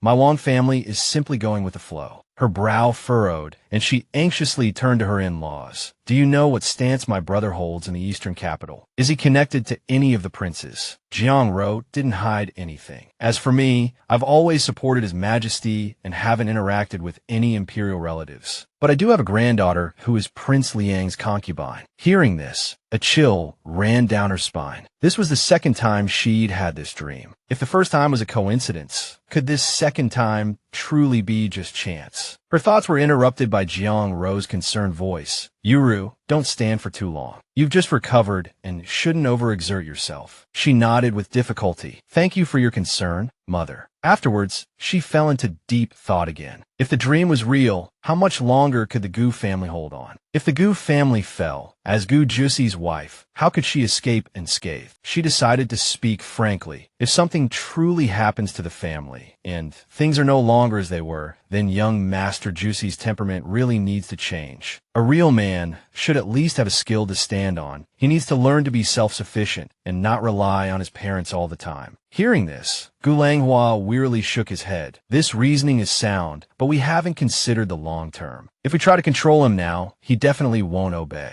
He could only entrust this heavy responsibility to her. Yuru, you've just joined our family. How everyone treats you in the future depends on the rules you establish early on. You must set rules for him on our behalf and discipline him properly. But she also had her own difficulties. But if even his parents can't discipline him, what can I, his wife, do? Unexpectedly, he only needed her agreement and enthusiastically declared, "Don't worry, I'll back you up. I'll assign 20 of the top experts in the residence to you. If he doesn't listen, drag him back for a lesson." This made her slightly nervous. She had only planned to observe the situation first. Jiang Ro took her agreement for granted and, without giving her a chance to speak, suddenly dismissed her. "Yuru, you must be tired. Go and rest. For the next few days, all matters big and small in the household will be entrusted to you. If there's anything you're unsure of, feel free to ask me. Once you're familiar with everything, the authority of managing the household will be completely yours." These words prompted Lu Yuru to rise and curtsy. "I will certainly live up to father and mother's expectations." She regained her usual spirit and confidently assured her in-laws, then made her own request. "I will definitely help him grow. Mother, I want to get to know everyone in the family. Could you assign an experienced omok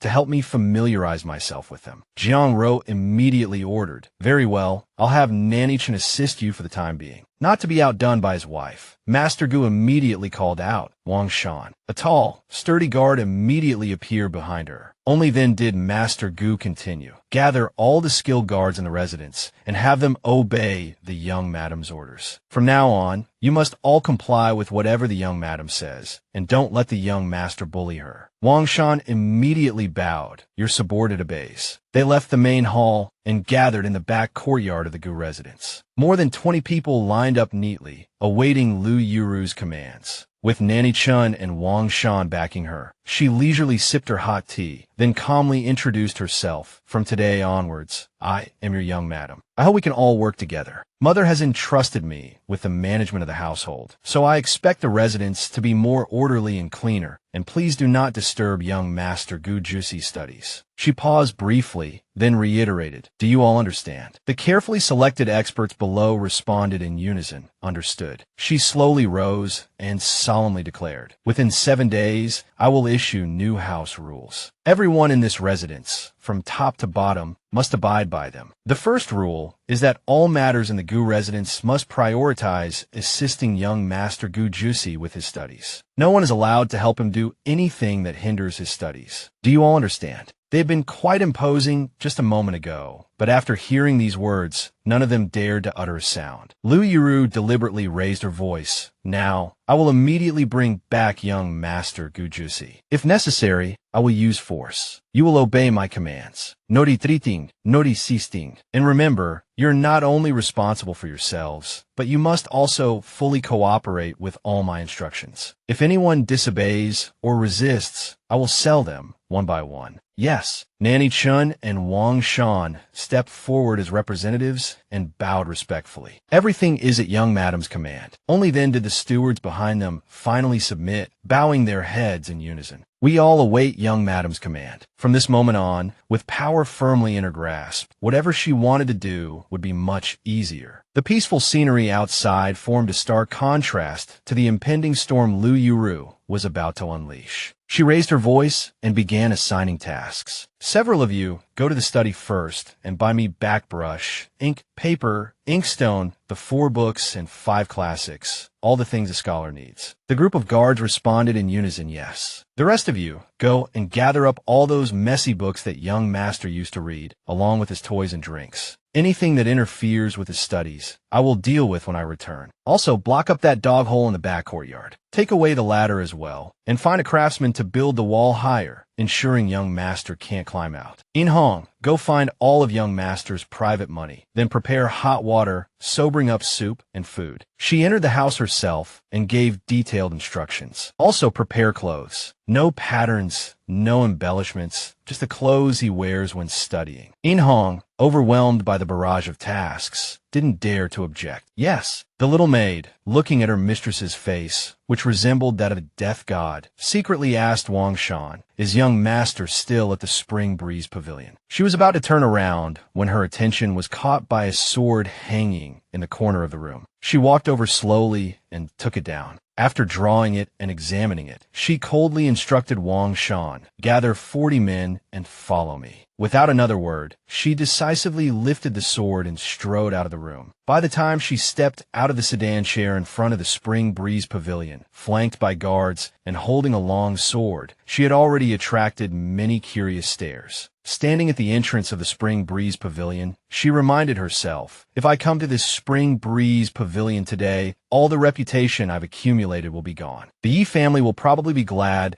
they didn't marry a useless woman like me. But I'm already married to Goo Juicy, so I have to carve a path for myself for my future. Only by forcing Goo Juicy to study and become an official will he be bound by reputation and law, unable to divorce me at will. Only when he becomes an official can I become a titled lady and ensure that no one will ever look down on me, or my mother, again." She tightened her grip on the hilt, dragging the long sword behind her as she strode inside. The people inside, upon seeing her, scattered in fright, whispering amongst themselves, "Hey, isn't that Miss Yuru? What is she doing here? Don't tell me she's here to drag Goo Juicy back. Is that her?" Yi Shuren, sitting upstairs, overheard his almost bride mentioned in the whispers and couldn't help but feel a flicker of curiosity. But he was too slow and missed seeing her. He could only speculate. Yuru is prudent. She wouldn't come to a place like this. At that moment, the madam was desperately trying to wake Goo Juicy. "Young Master Goo, wake up. Your family is here." But not only did he not believe her, he roared, "Leave me alone. I'll take responsibility for whatever happens. Get out." No sooner had he spoken than Yuru was knocking at the door. "Husband, Goo Juicy."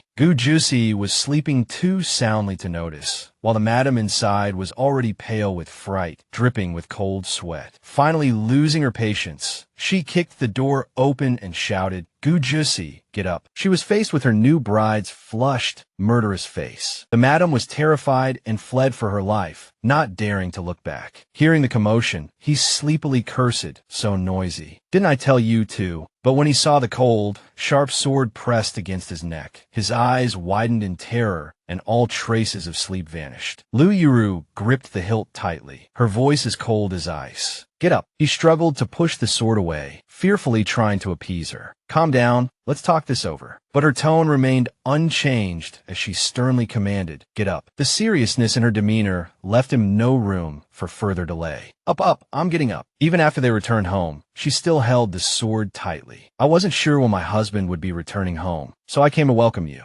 Goo Juicy indignantly retorted, "Bringing a sword to greet me. Only you could think of that." She ignored his mockery and slammed her sword on the table with a clang. The quiet thud seemed to weigh 1,000 pounds, making him flinch. "Husband has been away for days. It's time to come home, study hard, and obtain official status." He pointed at himself in disbelief, his jaw dropping open wide enough to fit 3 eggs. "What did you say? You wanted to study?" Yuru earnestly reasoned with him. "Husband, in 2 years you'll reach the age of adulthood. You need to think about your future. Father is already the richest man in Yangzhou. He only hopes you can achieve official status and bring honor to the family." Goo Juicy quickly interrupted. Stop.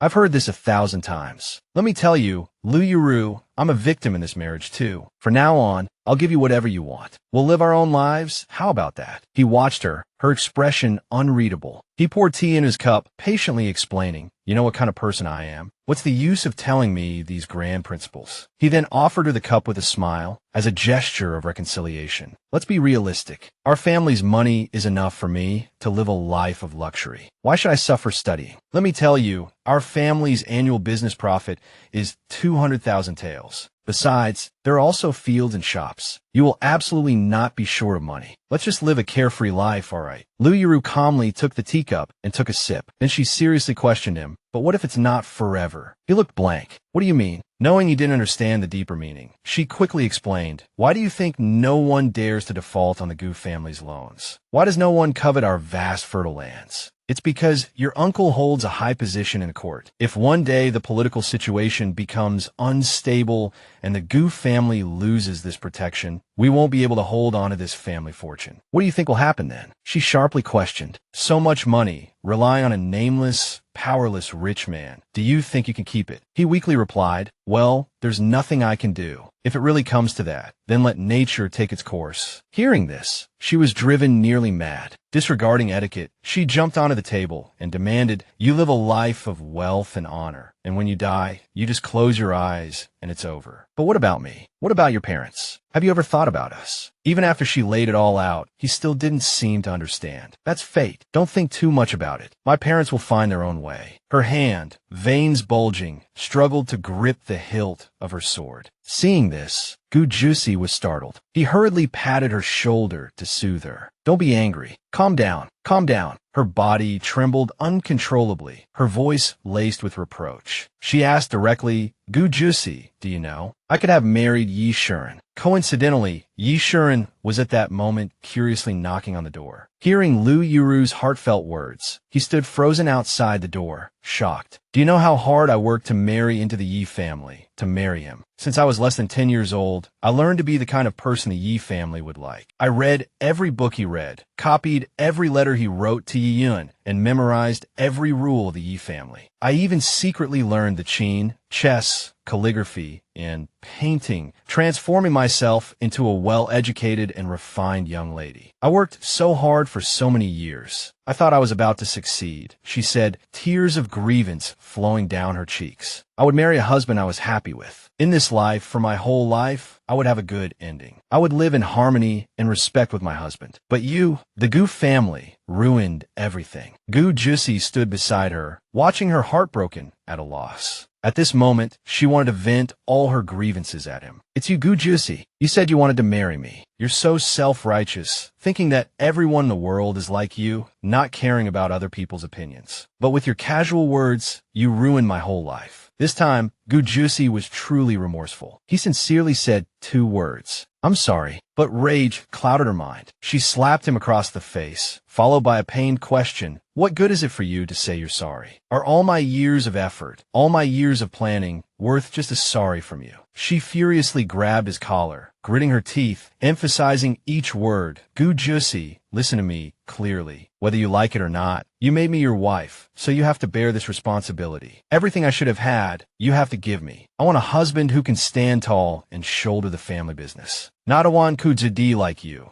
who only knows how to eat, drink, and play, and relies on his parents when things go wrong. What you sure can do, you must also do." Every word she spoke was loud enough for all the guests in the Spring Breeze Pavilion to hear clearly. He still hesitated, unsure. With unwavering resolve, she picked up the sword, placed it against his neck once more, and declared frankly, "From today onwards, if you dare set foot in these pleasure houses again, I won't kill you. I'll take this sword and kill myself at the Goo family's doorstep. Do you understand?" He raised his hands to indicate he heard, his voice trembling slightly as he said, "Calm down, Yuru, calm down." Outside the door, Yi Shuren, having heard the entire exchange, breathed a sigh of relief, thinking, "It seems I no longer need to worry about Yuru being bullied by Goo Juicy. Now it seems more likely that Goo Juicy will meet a bloody end in the Spring Breeze Pavilion today. However, if he dies at the hands of his own wife, it could be considered a fitting end." Having watched the good show and relieved of his worries, he turned and left leisurely. Goo Juicy stared in terror at the sword pointed at him, calculating that with Lu Yuru's skills, he was confident he could disarm her before she struck. But seeing her stance, he knew even without the sword, she would fight him tooth and nail on this matter. He mournfully considered the possibility he least wanted to face. Could she be fond of Yi Shuren? To save his skin, he decided to compromise. You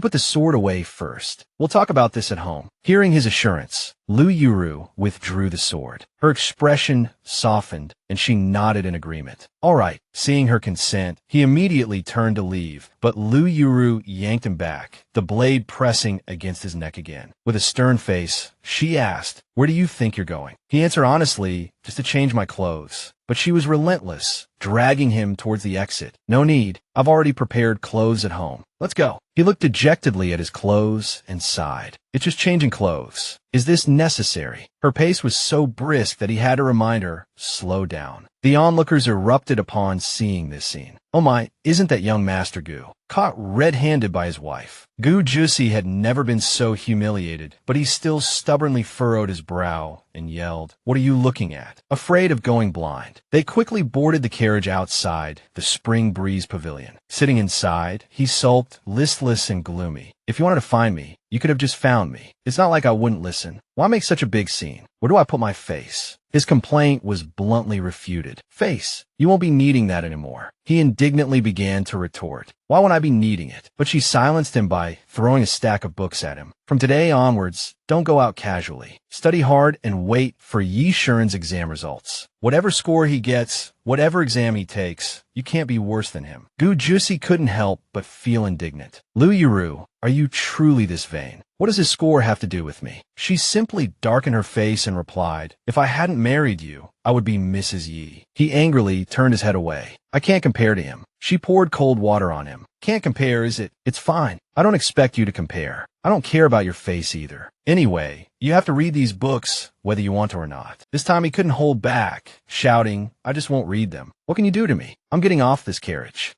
He abruptly stopped shouting as she pointed the sword at him threateningly. "Get off. If you get off this carriage today, it's either your death or mine. Either way, my life is already ruined." After that, he became much more obedient, only muttering to himself, always talking about death. "Can't you say something auspicious?" Upon returning to the Goo residence, he rushed inside to complain to his parents. "Father, mother, I'm being driven to death." Lu Yuru didn't bother stopping him. She plucked a grape and nibbled on it, then asked the maid beside her, "Is he always this dramatic?" The maid simply smiled and said, "Young master has always been frivolous." He ran over and clung to his mother's leg, wailing, "Father, mother, you have to stand up for me." Lu Yuru. She held a sword to my neck and threatened me, forcing me to study. Jiang Ro consoled him, All right, don't cry. Be careful of your throat. As for Yuru, hearing his complaint, she simply bowed respectfully. Father, mother. Witnessing this scene, she thought, I always thought my mother-in-law was a heroine and my father-in-law a man of distinction. But who knew they would be like this in front of Goo Juicy? Now, I finally understand where his character comes from. Goo Juicy cowered, seeing her still holding that stern expression, threatening him. You. Then he continued his complaint. Mother, you have to stand up for me. I don't want to study. I don't want to study. Studying gives me a headache. My whole body aches. I feel unwell. Unexpectedly, she immediately agreed. No more studying. No more studying. Forget it. I'll think of something. At this point, Yuru had to speak up. Mother, young master is almost 18 now, yet he still acts like a child. As parents, we must consider our children's future, don't you agree? She leaned forward. She placed her hand on her husband's shoulder and gently said to her in-laws, Father, mother, you go and rest. I'll take my husband back. Don't worry. His eyes brimming with tears, he pleaded, Mother. Even his father beside him persuaded his wife, Rower, since we've agreed, let Yuru handle it. She steeled her heart and pushed her son away. Juicy, look, mother is doing this for your own good. With that, the two abandoned Goo Juicy and left without a backward glance. Father, mother. He felt his world crumble. It seemed no one could save him anymore. Yuru seized the opportunity, a sweet smile on her face as she softly said, Husband, let's go study. Goo Juicy recoiled in fear. You, what did you do to my parents? Yuru calmly sat down in a chair and said seriously, Husband, everything I do is for your own good. Knowing he had no one to rely on, he hurriedly knelt down and begged, No, Miss Lu, Sister Yuru, Fairy Lu, I was wrong. Anything but studying. I've been frail since I was young, and I get a headache as soon as I look at a book. She added, and a stomachache, and aches all over, right? He nodded frantically. Yes.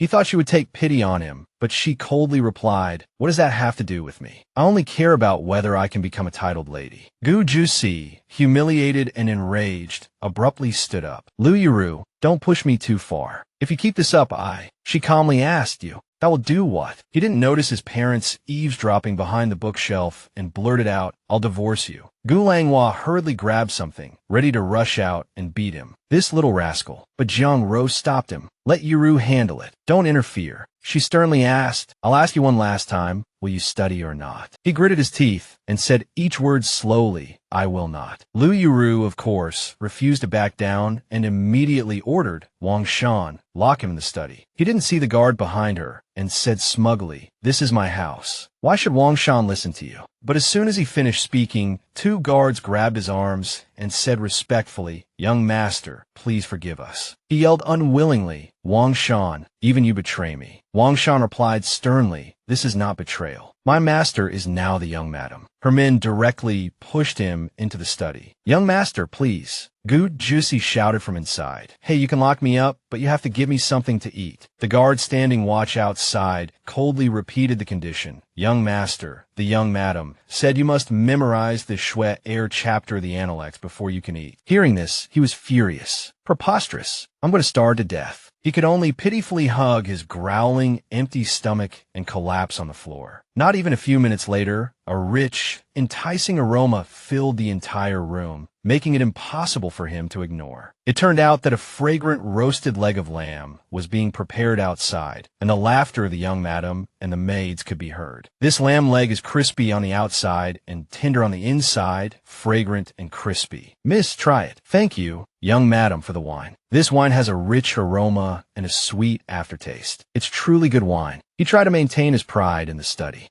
It's just a roasted leg of lamb. Who hasn't eaten one before? But his stomach rumbled with longing. But it smells so good. His mouth watered. I won't really die if I don't eat for a day, will I? But because he was so hungry, he made up his mind. Fine, I'll study. Who's afraid? It's just one chapter of the Analects. The noise outside continued. Suddenly, the young master's voice cut through the air. Yuru, open the door. Seeming to realize his demand was a bit unreasonable, he lowered his expectations. Just leave me a lamb bone. I've memorized it. She walked to the study door and gently asked, Husband, are you hungry? Goo Juicy, scowling, said from inside, I haven't eaten anything all day. What do you think? She then set a condition. Then I'll open the door for you now. but after you come out, you must obediently recite the entire Shue Air chapter before you can eat. Do you have any objections, husband? He hastily agreed to let her open the door. Fine, hurry up. As soon as Lu Yuru opened the door, he dashed towards the dining table as if in a race. He grabbed the leg of lamb and devoured it, while his other hand held a cup for the servant to pour wine, and he loudly recited the chapter of the Analects he had memorized. After finishing, he slammed the cup heavily on the table. He pointed at himself proudly and boasted, "See, I'm amazing, right? Come and worship me." Although she was also happy, she couldn't help but worry. He's like a child who shows off everywhere after achieving a small accomplishment. He thought the matter was settled, so he casually turned to leave, not forgetting to announce, "All right, I'm going to bed." Just then, she softly called husband. As soon as he heard her voice, his whole body involuntarily trembled. She quickly stood in front of him, smiling brightly. "Why don't I introduce you to your future life?" Goo Juicy hurried away. No need,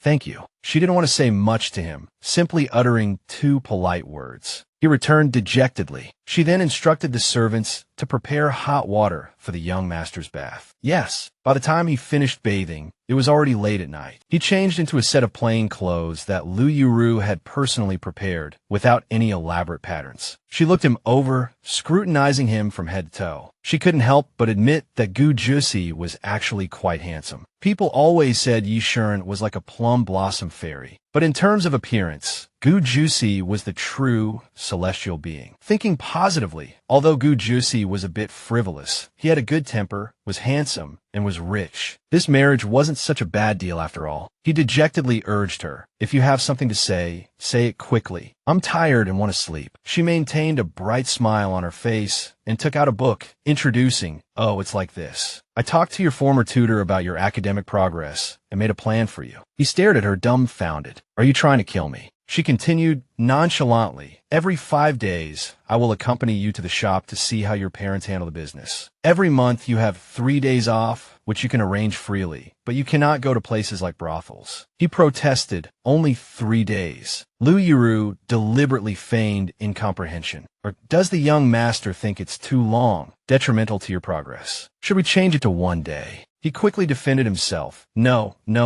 3 days is fine." She continued to lay out her conditions. During this period, husband must abstain from alcohol and frivolous pursuits. "I have already declined your invitations. Suitable ones I won't stop, but unsuitable ones will be rejected, so as not to affect husband's mood. From now on, husband will wear clothes like today's." He looked at the plain clothes she gestured to and refused. No, wearing this every day isn't good looking." Lu Yuru had anticipated this issue. She explained, "It doesn't matter. I prepared 3 sets for you. You can change them daily. They'll all look exactly the same." He couldn't help but scream internally, "Well played, Lu Yuru, you're ruthless." She continued cheerfully from behind, "Does husband have anything else to say this time?" He turned around angrily and questioned Lu Yuru, "What exactly are you trying to do? Are you trying to torture me out of spite? Is that why you came up with this idea? Force me to study?" Hearing this, she could only lower her head sadly and reply, "Husband knows Yuru's honor and disgrace are tied to husband. My friends all know my relationship with the Goo family. Now that I'm married to you, I don't know how many people are waiting to see me become a laughingstock. I'm just an ordinary person, wanting to live well, to have some dignity, so that one day I won't be mocked." Hearing this, he softened his tone, coaxing her eye. "I could buy you beautiful clothes and hairpins." But she dismissed it. "Those things are useless. Husband has money, but in these past few years, have you been mocked any less?" Every word hit him where it hurt, reminding him of the past. "When I was young, I also wanted to be better than others, but after being constantly compared and ridiculed, it was better to be a Wan Kujadi better than being mocked after putting in the effort." Lu Yuru immediately encouraged him. "Actually, you're very smart. You understand everything I say. You could have been a pillar of society, shouldering responsibilities, but you just didn't want to. Now the situation is different. Has husband never thought about changing? Your parents will also grow old. They can't protect you forever. Even if you don't think for yourself, you have to think for them. If we are humiliated in the future, and you can only watch helplessly, what will you think?" He was hit where it hurt, but still stubbornly refused to admit it. "I understand what you mean. But that day won't come. She continued, because your parents have already paved the way for you, right? She stood up and walked closer to him, speaking pointedly, word by word. Are these words your self-consolation or someone else's? Are you afraid to face reality, or do you really not know anything? I ask husband to study, not because it's meaningless, but because I know you can do it. I know Yishuren put in a lot of effort. I also know how smart you are. What Yishuren can do, you can do too. It's just that you haven't done it before. He said helplessly, I can't. I really can't.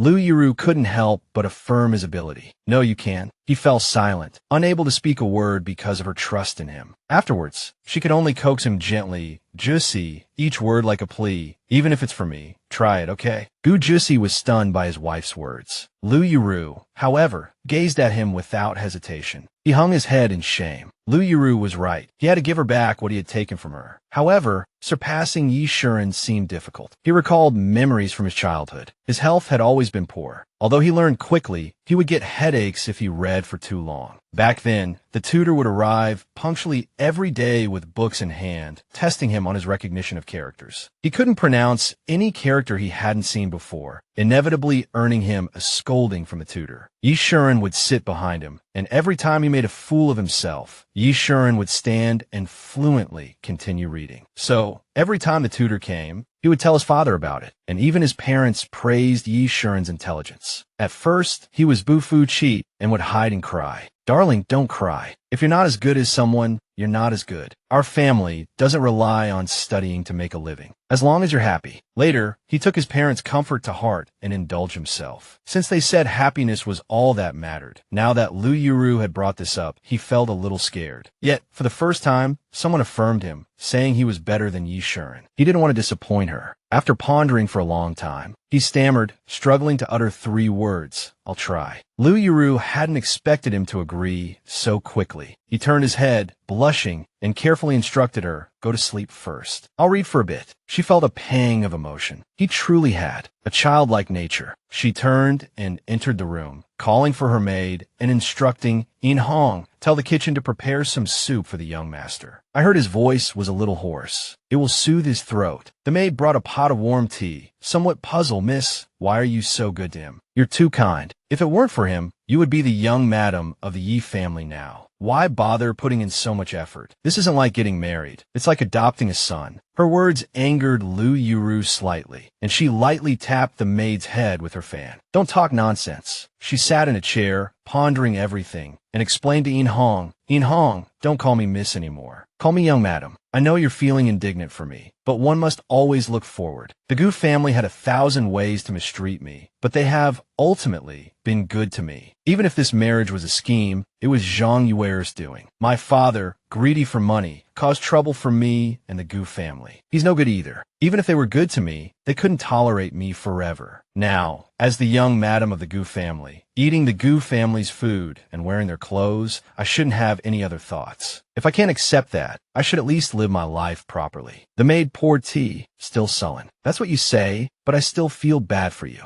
After all, young Master Yi is much better than the young master. Yuru just smiled and continued. If I had stopped Yishuren with a knife today, would he have sat down and talked to me? The Goo family seems fierce, but in reality, their character is 1,000,000 times better than Yishuren's. She put down her teacup and gently defended him. He's skilled in martial arts, but he didn't want to hurt the servants, so he obediently stayed in the study. And he's much smarter than I thought, just lacking motivation. Goo Juicy had been outside the door for a while, hearing their conversation clearly. His mind was a mess, a mix of emotions, unsure how to react. Seeing his state, the servant beside him called out, young master, but he raised a hand to stop him. He peered through the crack in the door. Inside, her graceful and beautiful appearance made his heart tremble. He thought to himself, she's a good woman. I must make sure she has a good life. I can't let her down. The next day, the warm sun shone on the roof of the backyard. Yuru was dressing and putting on makeup, asking about his whereabouts. Where is the young master? Why hasn't he returned to the room yet? In Hong replied, the young master stayed in the study last night. She asked with greater curiosity, is he awake yet? In Hong could only awkwardly tell the truth, not yet. Moonin has been waiting at the door since early morning, saying he couldn't wake him, and asked someone to come and check. The bright sunlight illuminated the entire study. Goo Juicy was lying on the couch, curled up in the blankets, books scattered all over the floor. Moonin hurriedly explained outside the door, "Young madam, I called several times, but the young master didn't hear me." Yuru just smiled and said, "It's all right. Bring some water." In the rich sunlight of the late winter morning, the exhausted Goo Juicy was still curled up in bed, fast asleep. Moonin picked up the basin of cold water he had just brought and abruptly splashed it on him, jolting him awake from the cold. Just awakened, he cursed like a madman. "Who is it splashing cold water on me first thing in the morning?" Behind him, the frightened Moonin clutched the basin, muttering, oh no, the young master is going to explode." Yuru, dressed beautifully, smiled and asked him husband. The moment he saw her, his attitude changed completely. Embarrassed, he scratched his head and praised her, making even Nan, who was standing beside them, feel something was off. "Miss Lu is so thoughtful, coming all the way here to wake me up." Then, like a wound-up spring, with the word determination practically etched on his forehead, he assured her, "Don't worry, I will definitely pass the exam and beat Yi Shuren." She was puzzled, unable to understand how he seemed like a different person overnight. Before she could react, he continued, "Once I pass the imperial exam and earn you a noble title, we'll be even. You can go find your happiness, and I can go find mine, right?" Putting the earlier incident aside, she happily replied, "Of course." As if afraid she hadn't heard him, he reiterated, "Don't worry, I'll help you get back everything you've lost." To encourage him, she even stayed behind, serving him food and urging him, "Husband, the tutor will be here soon." For the entire morning, the tutor and he sat facing each other, one lecturing, the other writing. From afternoon to evening, as he studied, family members constantly cheered him on. "Young master, come on. Once you finish this essay tonight, there's only one subject left. Just scribble something down and you're done." As darkness fell, Yuru thoughtfully helped him back to his room, constantly encouraging him, "Husband, just a little more effort. You still need to memorize a passage from the Analects." Goo Juicy shuddered at the mention of it. Clinging to her arm, he wailed, "I can't do it anymore, Yuru. Let me sleep. I really can't take it. I can't read anymore." She immediately frowned and reminded him, "Goo Juicy, pull yourself together." She asked sternly, "Can you memorize it or not?" He stood up straight and replied seriously, "I can." Goo Juicy immediately shook off all his fatigue, sat up straight at his desk, and focused on his book. Seeing this, she couldn't help but chuckle softly. "It seems the psychological trauma I've inflicted on him is quite significant." Several hours later, she returned, gently pushing open the door and slipping into the study. Trying to be as quiet as possible, she turned to see what he was doing, only to find him fast asleep at his desk, his book fallen to the floor. Even in his sleep, he was mumbling, "Beat Yi Shuren, beat Yi Shuren, beat Yi Shuren." She had a thin blanket with her. As gently as possible, she covered him with it, careful not to wake him, and whispered in his ear, "Husband, you've worked hard." Outside the window, a few fireflies flickered like his ambition, flickering but persistent. 10 days later, as Goo Juicy was concentrating on reading an official must-have virtue, a servant suddenly rushed in, panting, "Young master, it's bad, it's bad." Seeing his panic, he knew what news he was about to deliver and became nervous himself. "What is it? How did Yi Shuren do?" "Young master Yi.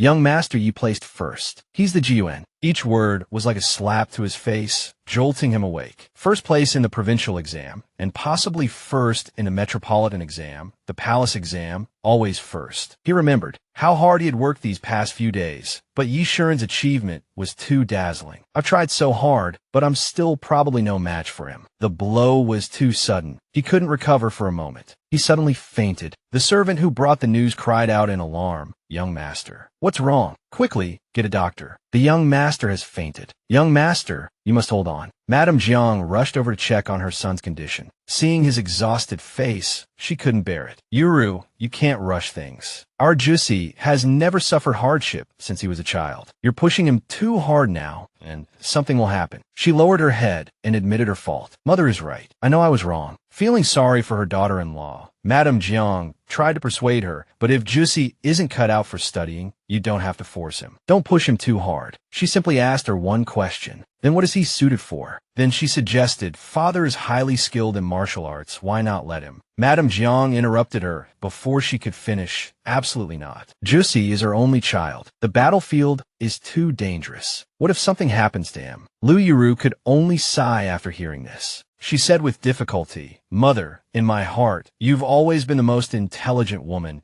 but But why can't you understand when it comes to your son? If he can't take the martial path, then he can only take the scholarly path. But whether it's business or officialdom, who doesn't need to study? Because she was right, Madame Jiang couldn't refute her. Lu Yuru brought up another point. Husband, you have no brothers and your relatives are far away in the eastern capital. When your parents get old, who will help you manage the family business? Mother, you have to consider husband's long-term future. He's suffering now because he had it too easy when he was young. A person has to endure their share of hardship. If they don't experience it now, they'll have to face it double later. As she spoke, she poured a cup of tea. Then she brought it to her mother-in-law and, seizing the opportunity, asked, Mother, am I right? Madame Jiang took the teacup, unable to deny the truth. You're right. She smiled and pointed out Goo Juicy's strengths. In these past few days, I've noticed that husband's talent is no less than anyone else's. So I hope that from now on, father and mother will stop saying he can't accomplish anything. In my eyes, even if husband were to take the imperial examination and become a I wouldn't be surprised. Hearing her say this, Madame Jiang felt some relief. You're right. It's husband and I whose perspectives have been too narrow. You're a good child. Juicy is truly fortunate to have married you. I am relieved. Having received her mother-in-law's approval, Lu Yuru blushed slightly, a little shy. She escorted her mother-in-law to the door. Madame Jiang said somewhat reluctantly, it's getting late. I have to go back to the shop to handle some matters. When Juicy is feeling better, I'll take you back to your family home for a visit. You should also free up some time, and I'll take you to see the shops. Hearing this, Lu Yuru's eyes widened in surprise. She thought, in other families, it's rare for wives to manage the family business and discuss business matters. But in the Goo family, it's quite normal. Mother wants you to see the shops. She must be thinking of letting me gradually take over the family business. Sensing her good intentions, she smiled and agreed. After seeing her mother-in-law off, she gently pushed open the door and went inside. Seeing that Goo Juicy was awake, she asked with concern, Husband, are you feeling better? He replied coldly, I'm fine. Shouldn't I be studying now? Lu Yuru sat down by the bed and said considerately, Rest today. I'll keep you company and chat with you. Still affected by his rival's exam results, he stiffly turned his head, not wanting to face her. Oh, I don't want to talk. She didn't give him a chance to refuse. Then talk to me. She excitedly recounted what had just happened. Your mother asked me to go with her to see the shops. I think she wants me to help her manage the business. Goo Juicy thought, it's just doing business. Why is she so happy? Suddenly, he remembered her past. That's right, when she was still at the Lu family. He jumped up excitedly and explained, My mother wants you to go along to see if you're suited for it. If I become an official in the future, the Goo family business can't be left unattended. It might as well be entirely entrusted to you. His words, entrusted to you, echoed repeatedly in her mind. He leaned closer to her, intentionally or not, and whispered, The future of the Goo family depends entirely on you. What's wrong? Are you so happy you're speechless? After the initial excitement, she lowered her head and anxiously sought his opinion. Then, do you think I can do it? Seeing the excited yet slightly shy expression on her face, Goo Juicy was somewhat moved. It turned out that it wasn't just him who felt worried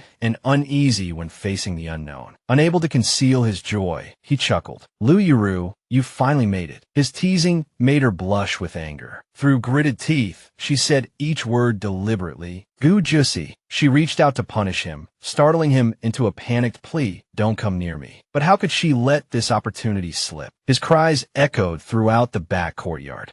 Mercy, heroine, you're the strongest. You're the fiercest. All right, who are you calling fierce? Goo Juicy. The magnolia flowers in the back courtyard were in full bloom. Goo Juicy gripped her hand tightly, forcing her to plead, All right. Their faces were very close. Lu Yuru's cheeks flushed. Stop squeezing. I admit defeat. Let go. He also set a condition. Then you can't pinch me either. She quickly withdrew her hand, sat down, and turned away from him. Lu Yuru said shyly, You should rest a bit more. We'll go back to my family home in a couple of days. He smiled, his mood lightened, and replied cheerfully, All right. Then don't worry. You can even manage me, so those few small shops are nothing, right? She looked at him in surprise as he encouraged her. Then she lowered her head shyly and softly replied, Then she suddenly remembered something and cautiously reminded him, Oh, right, when we go to my house, you talk less. Just give me some face. He smiled reassuringly. Don't worry, I guarantee you'll look good. She pondered for a moment and continued, Also, I want to register Zhang Yuer's youngest child under my mother's name, you. Halfway through her sentence, she saw his innocent look and stopped, sighing. She put the matter aside. Forget it. The next morning, the husband and wife took a palanquin to the Liu residence. Her mother and second aunt were already waiting at the gate. Servants respectfully lifted the sedan curtain, clearing the way for them to disembark. Goo Juicy elegantly stepped out first, then extended his hand to help her. "Madam, be careful." She seemed to enjoy this pampering. Lu Xian showed little reaction, but her mother anxiously called out upon seeing her. "Yuru." Yuru happily ran to her mother's side. "Mother." She looked at her mother happily, her eyes full of contentment. After so many years, her mother had finally seen better days and regained her position as the rightful wife. Seeing his mother-in-law in tears, Goo Juicy asked with concern, "Why are you crying, madam? Is something wrong?" His words gave her goosebumps. She thought, "I asked you to give me face, but you don't have to be so fake about it." But since he had already started, she played along, taking his hand and explaining with a smile, "I'm just so happy to see father and mother again. That's why I'm crying." Then the two of them bowed respectfully. Daughter greets father and mother. Son-in-law greets father-in-law and mother-in-law. Lu Xian finally showed a polite smile. "Good, good. You must be tired after your journey. The meal is ready. Go inside and rest." After the meal, she went to find her mother to inquire about the situation. "Has anything happened at home while I've been away?" Her mother replied calmly. "Jean Yuer is only concerned with Ini now and has quarreled with your father several times. Your father gets a headache whenever he sees them, so he's been coming to my place more often. Whether he comes or not, I don't really care anymore. I've long stopped caring. It's just that everyone sees him favoring me, so they treat me much better now." Then, she changed the subject and brought up her daughter's affairs. "What about you? That Goo family's eldest son." Knowing what her mother was worried about, she quickly reassured her. "Goo Juicy is much better than the rumors say. He treats me very well. You saw how he treated me at dinner just now." At the dinner table, he had been extremely attentive. "I've removed all the fish bones, madam. Try this." "Madam, the tea is still hot. Let me cool it for you." "Madam, your hands are so cold. Should I have someone bring you a hand warmer?" He addressed her as madam so frequently that her mother couldn't help but ask curiously, "Is he always like this at home?" Yuru affirmed, "Mother, don't worry. He really is very good to me." Seeing her daughter say this, she didn't press the matter further. "That's good." She stood up and looked out the window into the distance. For a woman to be so cherished by her husband, she could consider her life worry-free. Looking at her mother's thin back, she couldn't help but think, "I used to agree with mother, but now I'm not so sure." But this is the principle mother has believed in her whole life. It would be very difficult to change her mind. She also brought up her own considerations. "Mother, now that your relationship with father has improved, you should think about the future. You have no sons now. Why not adopt a child as your legitimate son? Concubine Yu's youngest child is only 2 years old. How about I talk to father about this matter this afternoon? What do you think?" Hearing her daughter say this, her mother hesitated. I don't think that's appropriate." She simply offered comforting words. "Don't worry, Goo Juicy will help me." It was now late at night. The family sat intimately around the dinner table. Yuru spoke first, asking, "Little brother Rong is almost 2 years old now, isn't he? Can he talk yet?" The second aunt, holding the child, replied happily, "Yes, he's almost 2. Although he can't speak fluently, he can already call me mother." Then she bent down and coaxed the little one. "Runger, be good. Call me mother for everyone to hear." Unexpectedly, this made the little boy burst into tears. This amused Goo Juicy, who burst out laughing. "I'm sorry. This child is so amusing. I couldn't help myself." But Yuru glared at him, and he straightened up as if struck by lightning. She had to apologize for him. "Aunt, please don't mind him. Juicy is just like that." Although somewhat displeased, her status was low, so she could only endure. "Young Master Juicy is just straightforward. Don't take it to heart." At this moment, Yuru got to the point. "Now that Concubine Yu has 2 sons, I'm so envious. I was thinking, now that I'm married, mother should have someone to care for her. What does father think?" Lu Xian nodded in agreement. "You're right. Your mother should have another child." Hearing this, her mother panicked and was about to object when she heard him patting the boy's head and coaxing Concubine Yu. "How about this? You let the first madam raise Ronger." She was shocked and quickly recoiled, flatly refusing. "Master, Ronger is still young. He can't leave me." Unexpectedly, Goo Juicy, who usually didn't interfere in other people's family matters, also chimed in. "Concubine Yu, what are you saying? What son can't leave his mother? It's not like he's some delicate thing. Why don't you just let the first madam raise the child, so he doesn't go astray in the future?" Concubine Yu glared at her resentfully, thinking, I should have killed Su-won back then, and then married Lu Yuru off to some old man as a concubine. It's all my fault for being too soft-hearted, allowing them to gain power like this today. She knelt down and pleaded, citing her contributions. Master, all these years, even if I haven't made great contributions, I've certainly toiled. Everything I've done for the Lu family has been for my 2 children. You can't believe these slanderous words and take my children away. If she had handed over the children earlier, she wouldn't have angered Lu Xian. He furiously called for the servants and guards. Drag her away. Don't embarrass yourself here. Concubine Yu was thus carried by one servant and dragged by another, taken away amidst her shrill cries. My children. Give me back my children. Lu Yuru looked at her mother with joy, thinking, mother can finally be at peace. They ate and chatted late into the night. By the time they boarded the carriage to return home, it was pitch black outside, and faces were indistinguishable. Only after they were in the carriage heading back to the Goo residence did Lu Yuru dare to voice her doubts. Why was father so agreeable today? Goo Juicy tossed his hair back shell-sided dashingly, boasting, that's all thanks to me. She just stared blankly, somewhat perplexed, unsure how to respond. He hurriedly started gesticulating in front of her. Why are you spacing out? Praise me quick. Lu Yuru shyly hid her face behind her fan, refusing to admit it. Praise you for what? He sheepishly acknowledged his contribution. This afternoon, I talked to your father about the matter of heirs. She couldn't help but ask curiously, what did you say? He reminisced. He slung an arm around Lu Xian's shoulder and complained, which head of a prominent family doesn't have a son? If they don't, they adopt one. My mother-in-law is all alone, and I'm truly worried for her. I have prepared so many gifts for my brother-in-law, but unfortunately, my wife doesn't have a brother, which makes me anxious. That concubine with a son has bullied my wife more than once, and now you want me to send gifts to her son. I am truly unhappy. Finally, he emphatically added father-in-law. Isn't that right? Having finished his story, he continued to boast endlessly. That's how it went. After listening, Lu Yuru hesitantly asked, wasn't what you said a bit too blunt? He chuckled and tapped his wife's head lightly with his fan. You always overthink things. Why do you think your father hasn't divorced your mother all these years? She asked blankly, because divorce looks bad.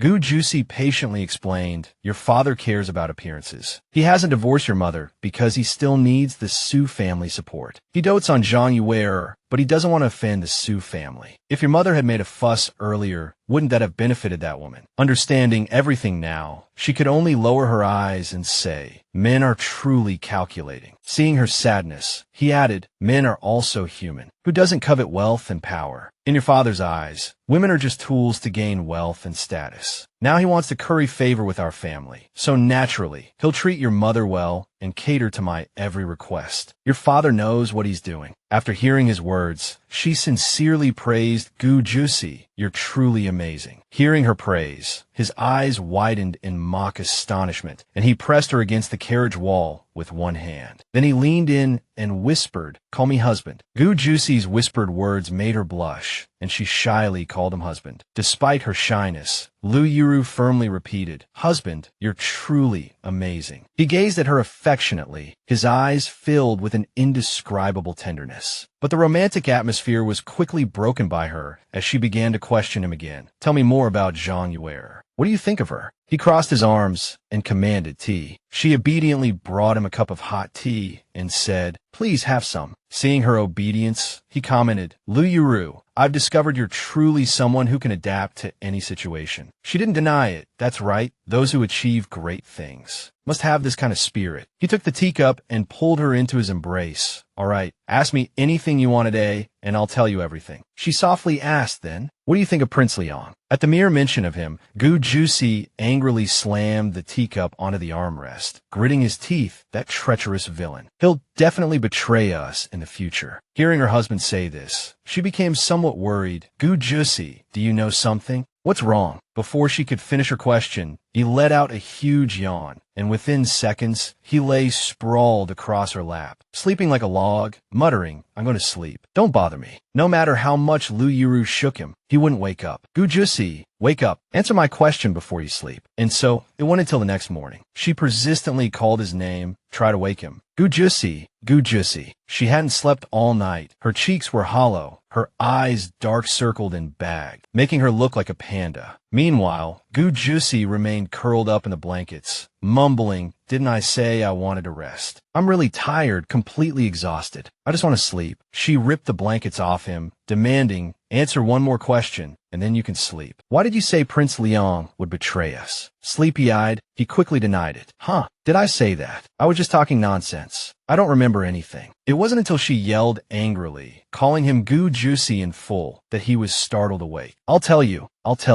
Rubbing his stiff neck, Goo Juicy explained, "It's just that I think this Prince Liang is too suspicious. He has troops and power, and he always seems to be thinking of the emperor, even sending his own family as hostages. But if he's truly so loyal, why doesn't he just hand over his military power? Look at these past few years. He's been constantly at war, always requesting reinforcements from the court. But looking at the battles, I feel like there were several times he could have completely annihilated the enemy, but he didn't. Why is that? I can only think of one possibility. He can repel foreign enemies, but he's afraid of being discarded like a worn-out hunting dog once the rabbit is caught. He also knows the emperor is suspicious of him, so he's already begun plotting rebellion. The time just isn't right yet, so he's pretending to be obedient for now. He's deliberately letting the Chun kingdom harass the border, using these staged battles to constantly request reinforcements, accumulating strength, and waiting for the day he rebels. Lu Yuru asked curiously, how do you know he could have annihilated the enemy in one battle? He didn't hide it. Back then, I met quite a few people from Prince Liang's fiefdom at the gambling house. They told me about the situation there. Then he shrugged. I was just making a wild guess. Don't take it seriously. She pondered silently for a moment. He suddenly spoke. Do you have any other questions?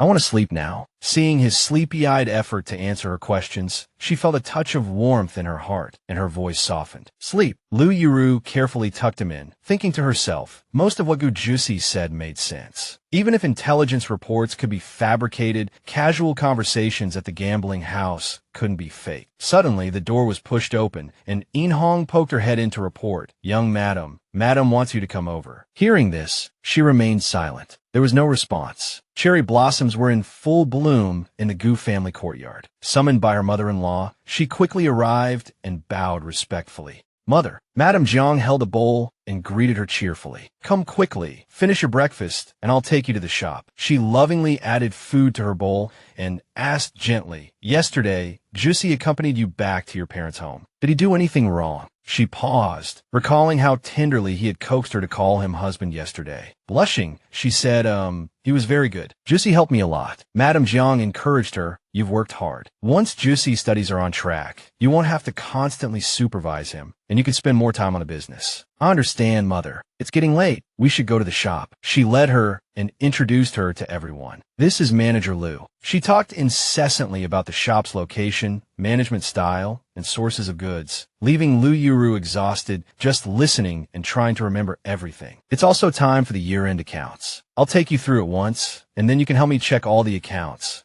All right. Under the clear moon and gentle breeze, Goo Juicy leisurely fanned himself, sighing, after all these days of hard study, I can finally have some fun. Suddenly, the servant behind him hesitantly asked, Young master, you're back so late? The young madam, she. His words made him stop in his tracks. He tiptoed over and gently pushed the door open a crack, thinking she's probably asleep at this hour. He peeked through the crack. He saw Lu Yuru slumped over the table, exhausted and dozing, surrounded by account books and an abacus. He hurried over and shook her awake. Lu Yuru, wake up. Go sleep in bed. Why are you sleeping at the table? After calling her name several times with no response, he had no choice but to pick her up. Just then, Lu Yuru mumbled sleepily, You're back. Goo Juicy was surprised. I came back so late, and she didn't even scold me. He placed her on the bed, carefully tucked her in, and instructed, Don't talk anymore. Go to sleep. He turned and asked the servant why the young madam was so tired today. The servant replied, I just want to check on her. Today, Madam took the young madam to the shop to familiarize herself with the business, and even handed over this year's account books for her to check. Goo Juicy asked doubtfully, Such a heavy responsibility has been given to her. Yes, the servant replied. Everyone is saying that Madam is grooming the young madam. It's likely that before long, both the family affairs and the business will be managed by the young madam. He narrowed his eyes, looked at his sleeping wife, and sighed inwardly. Isn't it already up to her now? In the future, she'll have to supervise my studies and manage the accounts. How will she have the time? She slept soundly, unaware of any of this. Although it was late at night, he continued practicing his calligraphy. Seeing his wife's maid stubbornly watching him, he tried to find an excuse to send her away. "In Hong, if you're tired, go and rest." But no matter how tired she was, the girl firmly refused. "No, I promised, miss, that I must properly supervise your studies, young master." Hearing this, he could only sigh and mutter to himself, "Just as I thought." From then on, Yuru rose earlier than the chickens and slept later than the dogs. The task of supervising my studies was also given to In Hong. At first, she was very slow at checking the accounts. Every day, after finishing the account books, she still had to go to the shop to take inventory. She was busy all day long, sometimes working late into the night to catch up on the accounts, staying up all night until her eyes could barely stay open. She even slapped herself to stay awake. "Don't sleep." I had never seen a young woman so diligent, disciplined, and strict with herself. Her figure under the warm candlelight slowly, gradually etched itself into my life. But that time, I was completely unaware. That image stirred something within me. Slowly, gradually, it etched itself into my life. But at that time, I was completely unaware. After a while, she was already able to manage the shop single-handedly. She muttered to herself, "In the past, my mother-in-law made all the business decisions. This is the first time she's let go and allowed me to handle things on my own. I absolutely cannot let her down." A servant opened the door and invited the distinguished guest in. She introduced herself. "Master Chu, I am Yuru, the daughter-in-law of the Jiang family shop owner. I am currently managing the Jiang family business, so I will be discussing this fabric business with you." Master Chu politely greeted her. "Young madam is so young and capable. You must have extraordinary talent." She confidently assured him, "My family also deals primarily in fabrics, so I'm very familiar with this and certainly won't disappoint you, Master Chu." Yuru placed 2 identical copies of the contract on the table. "One copy for you, Master Chu, and one for us. Do you have any other questions?" The two discussed business matters at length. After everything was settled, Master Chu suggested, "It's getting late. Why don't I escort you back, young madam?" But she politely declined. "That's not necessary. I brought servants with me." "You don't need to trouble yourself, Master Chu," he replied. "Then at least allow me to see you to the door." The two went downstairs with their respective attendants. Suddenly, a man holding a wine flask spoke up mockingly. Well, whose little lady is this? Out in broad daylight, coming out of a private room with another man, and acting so intimately. It was Wong Rome. She froze the moment she saw his face. It was him, the insidious villain she had encountered in her dream. It was this very person who, in her dream, had his leg broken by Goo Juicy and later, filled with resentment, killed him. Master Chu stepped forward to shield her. "Sir, please be respectful. This young madam and I were merely discussing business. There was nothing improper between us. Our families are also aware of this. Please refrain from making such baseless accusations." Hearing this, he continued to sneer. "Oh, so your family allows you to do this sort of thing? Umph." Master Chu was about to retort, but Yuru tugged on his sleeve to stop him. "Master Chu, he's a young master from a respectable family. Let's not cause a scene." She advised, "A clear conscience fears no accusation. Don't cause trouble. This is Yangzhou, after all." Then, she straightened her back confidently and stood shoulder to shoulder with him. However, Wong Rome wouldn't let it go. "Don't be in such a hurry to leave, little lady. Since you've served him, why not keep me company as well?" Her servants quickly stepped forward to protect her, boldly declaring, "Master Wong, our mistress is the young madam of the Goo family. Please show some respect." Not only did he not believe them, but he retorted, "Oh, you say you're from the Goo family, so you must be from the Goo family. You could be an imposter." He used his fan to lift her chin, looking her up and down. At first glance, pure and elegant, but upon closer inspection, you have a certain allure. She extended 2 fingers, pushing the fan away from her chin, and sternly warned him, "Young Master Wong, I've already revealed my identity today. If you continue to feign madness due to drunkenness, you are slandering the Goo family. If I submit a memorial to the Eastern capital, I wonder if young Master Wong can withstand the punishment of your family's rules." Every word she spoke angered him so much that he raised his hand to strike her, but the slap that that was about to fall was easily intercepted by Master Chu. He frowned and warned young Master Wong, "As a son of an official, you should be stricter with yourself and set an example. If you insist on feigning madness and foolishness here today and making unreasonable trouble, do you really want to become an enemy of the Goo family?" Wong Rome was so frightened that he couldn't even swallow his saliva, and a few drops of cold sweat hung on his face. Immediately, he called his guards, pretending that nothing had happened. "Oh dear, I've drunk too much. I can't even see the road clearly. Help me down." Only then did Yuru dare to breathe a sigh of relief. She apologized, "Master Chu, I'm truly sorry to have involved you in this. The Wong family is a prominent family in Yangzhou. He can't do anything to me, but he will certainly make things difficult for you. You should leave Yangzhou as soon as possible. I will handle the fabric business smoothly, don't worry." He, however, felt the matter was unremarkable. "It's nothing. Even if it wasn't Madam today, I, Chu, would never stand idly by in the face of such a villain." He even solicitously added, "To be safe, let me escort Madam for a while." Yuru, still shaken, didn't refuse. "Then I'll have to trouble Master Chu." Her carriage and servants were already waiting outside. In Hong saw that her mistress was lost in thought as soon as she boarded the carriage. She called out "mistress" twice. At this moment, Yuru was filled with worry. In the future, when discussing business, as long as a man and a woman are in the same room, even if there are servants present, it will inevitably attract gossip. I wonder how mother-in-law will handle this matter. Moreover, regarding Wong Rome, why did he suddenly appear? Today I threatened him like this. What if he... Suddenly, a burst of hoofbeats came from outside. Yuru hurriedly lifted the curtain and looked out. She felt that the sound was very familiar, very much like her husband's. It was indeed him, but he rode straight past her carriage without even turning his head. She hurriedly shouted to stop him. "Goo Juicy, where are you going? Come back." Just then, a servant came running, panting, to report, "Madam, it's not good." The eldest young master heard that Wong Rome was bullying someone, so he took a horse from the stable and said that he was going to break Wong Rome's legs. Hearing this, she turned pale. Everything was happening exactly as it had in her dream. Because the incident happened so suddenly, Yuru was still in shock in front of the restaurant and hadn't left. Master Chu walked to the carriage and commented, "So this is the Goo family's eldest young master, Goo Juicy. He truly is young and impetuous." He also comforted her, "Madam, don't worry too much. The eldest young master was probably just speaking in anger. They'll argue a bit and it'll be fine." But she could only anxiously retort, "No, it's not like that." She declined his kindness and hurriedly said goodbye. "Master Chu, my husband has a quick temper. I have to go and see. Thank you for escorting me. Farewell." Master Chu didn't insist. "Take care, madam." As soon as he turned around, she instructed the servant Munan, "Quickly, turn around and chase after eldest young master. If we don't catch up, the scene from my dream will really happen." The restaurant door was kicked open with a bang. Goo Juicy stormed in angrily, shouting, "Where's Wong Rome?"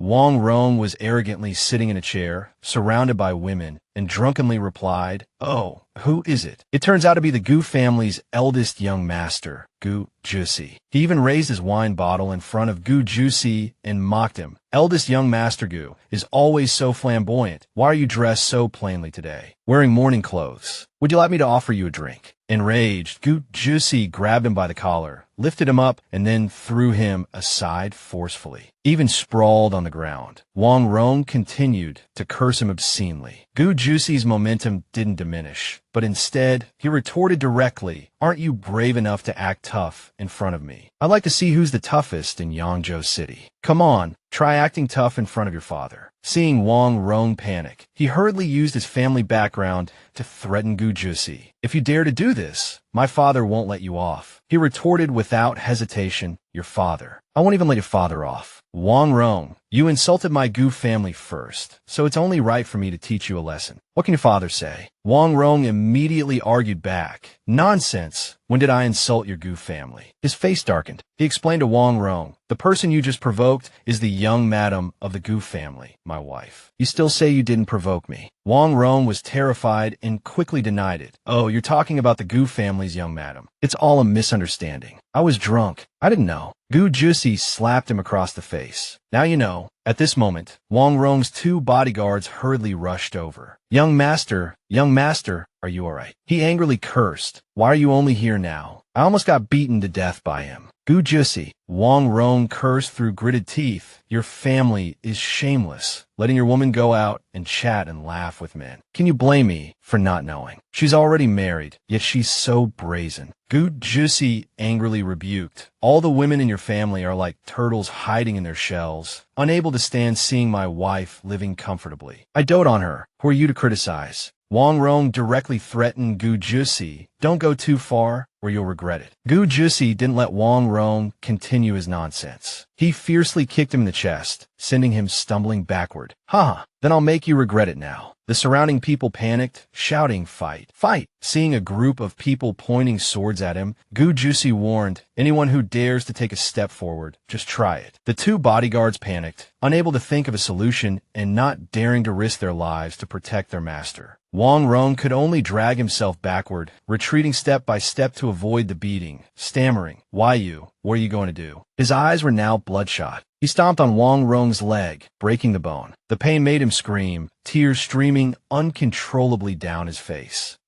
Finally, Goo Juicy turned and warned everyone present. In my Goo family, men are people and women are also people. What men can do, they can do too. They should live strong and upright, fearing neither heaven nor earth. If I hear anyone gossiping behind their backs in the future, I'll break their legs. He bent down and emphasized to Wong Rome, word by word. Do you understand what I'm saying? Still want to talk back? Wong Rome painfully admitted his mistake. Eldest young Master Goo, I was wrong. From now on, I will definitely stay 3 zhang away from the young madam. In this Yangzhou city, you're the boss. You're the greatest. I won't dare talk back again. Seeing Goo Juicy relent, his 2 bodyguards hurriedly helped him up, wanting nothing more than to escape quickly. He could only moan in pain on my leg. He finally felt a sense of relief and relaxation. However, as he turned to leave, the joy in his eyes was quickly replaced by worry, because at this moment his wife was standing at the doorway, gazing inside. Yuru stood at the entrance. She stared blankly at him. Although he wasn't in the wrong, looking at her, he still felt a little guilty. Why was she still here? Didn't he tell her to go back? She watched sadly as the group carried Wong Rome away, her heart filled with worry. Goo Juicy had resorted to violence after all, breaking Wong Rome's leg. I was still too late. It's all my fault. Goo Juicy, he resorted to violence after all, breaking Wong Rome's leg. I was still too late. It's all my fault. She could only sigh. The matter had come to this. Now she could only plan for the future. Let's go home. As they walked on the bridge, Goo Juicy knew his wife was worried about him. So he comforted her, "Don't worry, they can't do anything to me no matter what. His father is just a Jidushi of Yangzhou. It's just a leg. My uncle is still around. Nothing will happen. Besides, you didn't do anything wrong in this matter." Yuru immediately stopped walking. She lowered her head and said melancholically, "But Juicy, fortunes can change in an instant. Even at the height of one's power, one should know how to leave a way out for oneself. You suddenly doing this." He draped his cloak over her, silencing her in surprise. Then he softly said, "I understand what you're saying, but he dared to bully you in front of me, even going so far as to bully the Goo family. If I remained silent, what kind of man would I be? He recognizes the people around you and still dared to do this. He must have heard something. Right now, he's testing us. If I back down, he'll only push his luck in the future. Having him bedridden for a few months is a warning." Hearing her husband say this, her heart burned with anxiety. Wong Rome was never a scheming person. He must have heard something. Then that dream, she trembled violently with fear. Goo Juicy didn't know what she was thinking and simply asked innocently, "Are you cold?" But before she could answer, he quickly pulled her into his arms to warm her. "Are you still cold now?" The sudden hug made her blush deeply. Unable to speak loudly, she could only respond with soft murmurs. Holding her, he talked about himself. "Well, Chuan, Chunjun, and I used to gamble all night. When we got cold, we'd just huddle together and sleep. It was quite all right. Don't overthink it. I'm not taking advantage of you. I consider you like a sworn brother." Her shyness vanished instantly. She breathed a sigh of relief. Then, "Thank you. Perhaps from reading too much lately, he'd become rather fond of lecturing. There's always a solution to every problem. If you're cold, I'll give you my cloak. If you're still cold, we'll huddle together, right? No matter how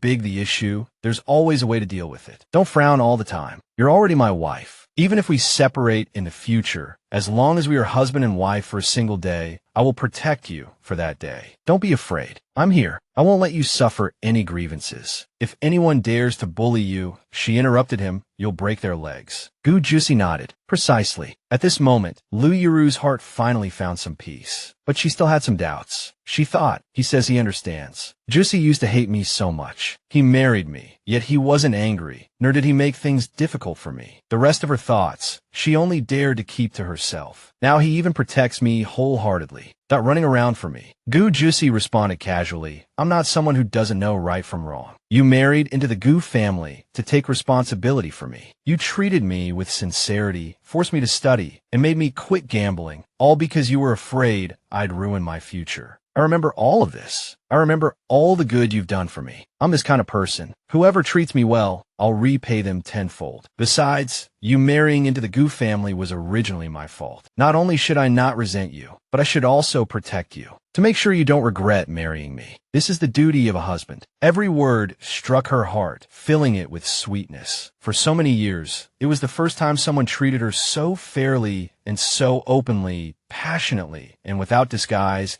able to declare in front of everyone, "I will spoil her and treat her well." She joyfully confessed her feelings. "Juicy, you're so good." He seemed to be waiting for these words, ready to climb up the pole she offered. "Of course. I told you, I'm the best man in the world. You marrying me is a blessing you've earned over 3 lifetimes." Seeing him like this, Yuru could only laugh to herself, thinking this man truly, you can't praise him even a little. The two lingered for a long time before returning to the Goo residence. As soon as they reached the entrance, they saw Madame Jiang waiting outside. Upon seeing them, Madame Jiang anxiously inquired, "I heard that young Master Wong bullied you today." Yuru immediately lowered her head, putting on a pitiful appearance, and recounted, "I don't know what happened. He suddenly barged in, pretended not to know me, and said some unpleasant things." Madame Jiang immediately comforted her and assured her it's common for women to encounter such things when they're out. "Don't take it to heart. But tomorrow, I'll go to his father and demand justice no matter what." Yuru quickly stopped her. "No need, mother." Seeing her only speaking vaguely, Madame Jiang turned to her son in confusion. "Juicy, did you do something?" Juicy admitted frankly, "Yes. I said I'd break his legs, and I did." Madame Jiang said, heartbrokenly, "Juicy." She tried to explain calmly to her son, "Juicy, you should grow up. Many things can't be solved with violence. Now that you've made such a big fuss, even if you were right, it now seems like you're wrong." But he stubbornly retorted, "Right or wrong is just a smokescreen for the world to see. Mother, why don't you talk to Uncle and find a way to remove his father from his position as military governor? That's what's called eliminating the root of the problem to prevent future trouble." The more he spoke, the angrier his mother became, until she angrily shouted, "Nonsense." But for her son's sake, she still relented. "All right, tomorrow I'll discuss it with your father. You'll go with him to the Wong residence and apologize." Yuru also reminded her mother-in-law, "Don't be angry. Take care of your health." Madame Jiang then instructed the servants, "Someone take the young master to the Buddhist hall to reflect." Unexpectedly, Juicy flicked his sleeves and turned around. "No need. I'll go myself." After he left, Madame Jiang said to her daughter-in-law, "Yuru, come with me." "Yes." Yuru poured tea and spoke up for her husband. "Mother, don't worry too much." Goo Juicy was impulsive this time, but it wasn't entirely unreasonable. The Wong family relies on their power to bully others. If we just swallow our anger, wouldn't that make people look down on us even more? Madame Jiang wasn't without sympathy for her son. "I understand," she said. "Normally, if Goo Juicy did something like this, I wouldn't bat an eye. But I'm worried. His Majesty is already suspicious of Prince Liang." She fell silent for a moment. Madame Jiang continued worriedly, "I don't know the specifics, but my brother does have ties to Prince Liang. Juicy is right. Since there's already bad blood, having the Wong family leave Yangzhou is the best course of action. If His Majesty truly suspects Prince Liang, we absolutely cannot let any evidence reach the eastern capital or will implicate my brother. But Juicy doesn't know that his uncle is in a precarious position himself. So how could he have the power to move the Wong family?" Yuru thought, "It seems the omen in my dream was true. His Majesty is gravely ill and suspects Prince Liang. intending to eliminate this major threat before his passing. This is practically forcing Prince Liang to rebel. Uncle's downfall. The rebellious Prince Liang killed by Fan Xian, the military governor of Yuzhou, chaos throughout the land. Now, the Wong family has probably caught wind of this and is just waiting for Juicy to make a mistake, so they can use it as an excuse to demote Uncle. The Goo family's wealth rivals that of a nation, naturally making them the Wong family's best target. Seeing her daughter-in-law's fear for her husband, Madame Jiang felt a pang of heartache. She patted Lu Yuru's shoulder and comforted her, but don't panic too much. The Wong family doesn't have many informants in the eastern capital, so the news probably hasn't reached them that quickly. This might not necessarily be a trap. Lu Yuru shook her head. No, Mother, we can't take any chances. Assume the Wong family has indeed set a trap for Juicy. We absolutely cannot give them any leverage. She immediately offered her opinion. If Lord Wong really carries Wong Rome to the Goo residence to apologize, then the Goo family's reputation for bullying will spread far and wide. You must immediately take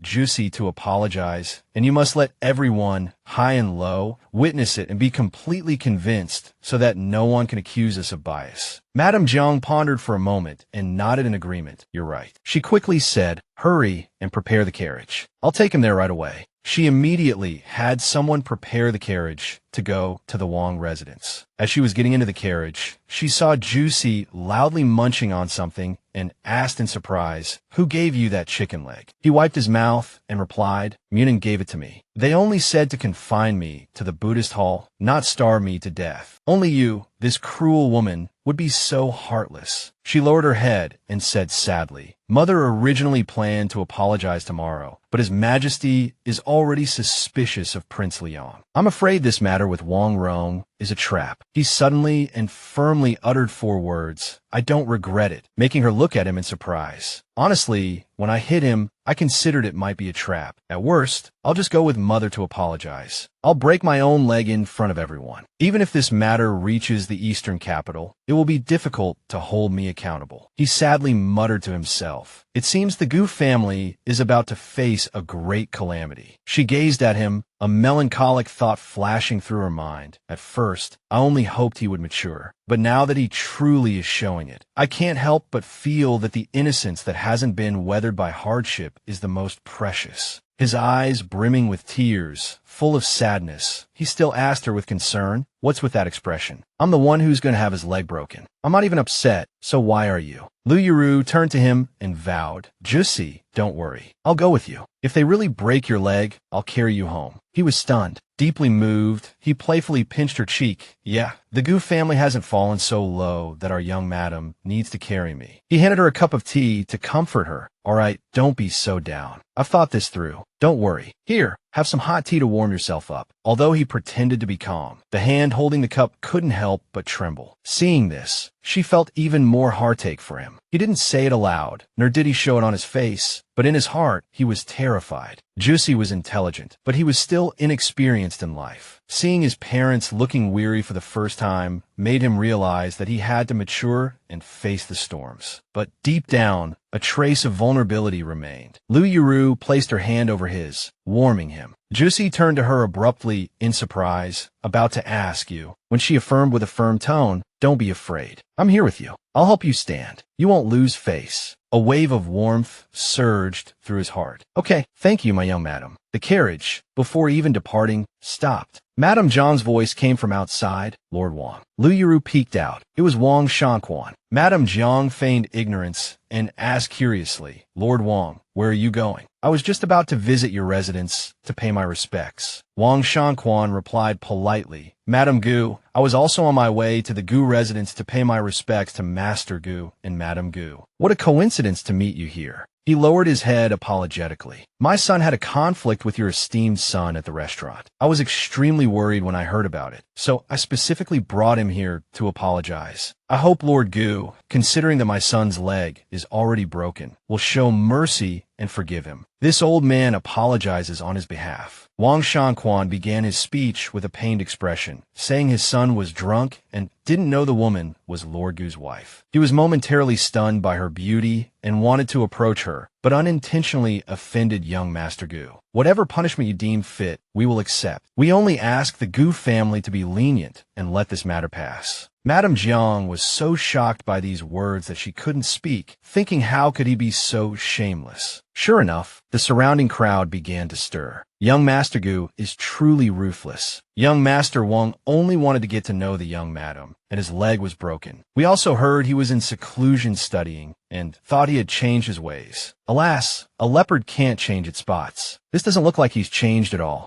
Goo Juicy, sitting in the carriage, couldn't bear such slander and was so angry he wanted to rush out. Wang Shanquan was twisting the truth, saying he broke Wong Rome's leg out of jealousy. I really want to go out there and beat him to death right now. Fortunately, Yuru stopped him. Don't be rash. Wait until Mother calls us out, then you can speak. Madame Jiang wasn't easily bullied either. Although gentle, she was articulate. My son has a quick temper. Hearing that your son praised my daughter-in-law's beauty, he acted impulsively. It's our Goo family's fault for not teaching him well. We brought him here to apologize and have already scolded him severely at home. It's my daughter-in-law's good fortune that young Master Wong took a liking to her. A man praising his own wife and wanting her to spend some time with him isn't a big deal. Nothing really happened, so why resort to such violence? Don't you all agree? The crowd's opinion immediately shifted. He actually invited another man's wife to spend time with him. So that's what happened. But this old fox wouldn't give up so easily. Madam, you misunderstand. My son was merely admiring the young madam's elegance. Besides, he truly didn't know she was from the Goo family at the time. If he had known, he wouldn't have dared to offend her, even if he had 10 times the courage. Now his leg is broken. Please have pity on my son and spare his life. Just then, Goo Juicy rushed out of the carriage before Yuru could react. Outside, Wang Shanquan was still immersed in his performance. Now that my son's leg is broken, I know Madam must be prejudiced against him. No matter what I say, it will be difficult to clear things up. This old man can only use this last shred of dignity to beg you to be merciful and spare my son's life. Suddenly, Goo Juicy's voice rang out, "Don't kneel." He rushed forward and grabbed Wang Shanquan's arm. He gritted his teeth and said, "Lord Wong, please leave the Goo family a way out." Madame Jiang was stunned by her son's sudden action. The surrounding crowd quieted down, waiting for the drama to unfold. Even Yuru in the carriage was extremely anxious. She had told him to be reasonable, so why was he acting tough again? She had no choice but to get out of the carriage and explain for him. "Lord Wong, I'm truly sorry. My husband has a quick temper and is still childish. Please don't mind him." Then she turned to her husband and pleaded, "Goo Juicy, stop causing trouble. Apologize quickly." Unexpectedly, he abruptly turned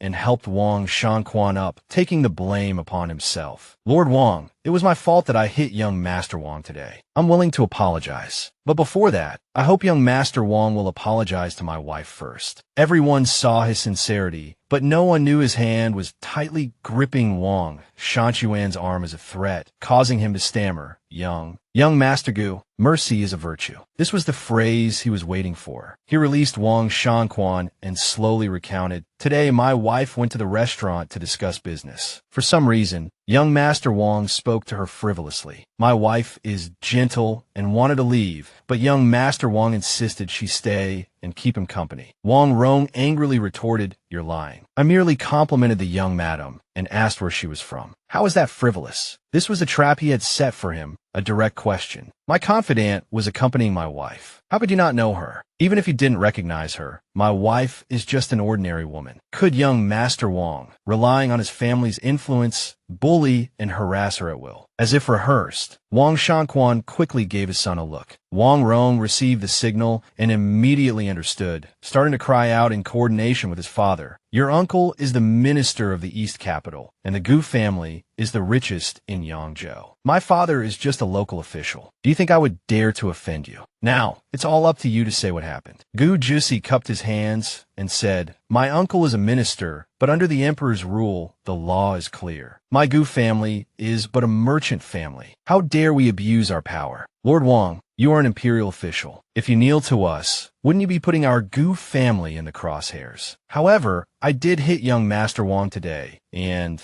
that is indeed a violation of the law. It is my Goo Juicy's fault. I, Juicy, am willing to accept any punishment, but I'm also my wife's husband. If I stand idly by and watch my wife and family be humiliated, what kind of husband, what kind of son am I?" Even Madame Jiang hadn't expected her son to speak with such responsibility. He continued, "Juicy, doesn't understand grand principles, but I know that if you make a mistake, you must own up to it and accept your punishment. I was wrong today, so I'm willing to forfeit a leg. But I asked young Master Wong first if he admitted his mistake. Unexpectedly, he turned the tables and said if speaking a few words to a young lady is considered a mistake, then he could only admit to it. Seeing the other party's stubbornness, Goo Juicy quickly drew the sword from a nearby guard. He raised the sword high, about to strike his own leg. Even the usually composed Yuru cried out, "Goo Juicy." Before the blade could fall, a faster hand stopped him. Zhao Yi grabbed his arm, smiling. "Master Goo, you're a man of your word. I admire your righteousness. However, you still have to help me escort my goods. If you break your leg, I'll be in trouble." He then turned to Wang Shanquan and bowed. "I am Zhao Yi, adopted son of Zhao Gaolang of Yuzhou. Greetings, Lord Wang. In my opinion, why not exchange this leg-breaking punishment for 20 lashes to appease Lord Wang's anger? What do you think?"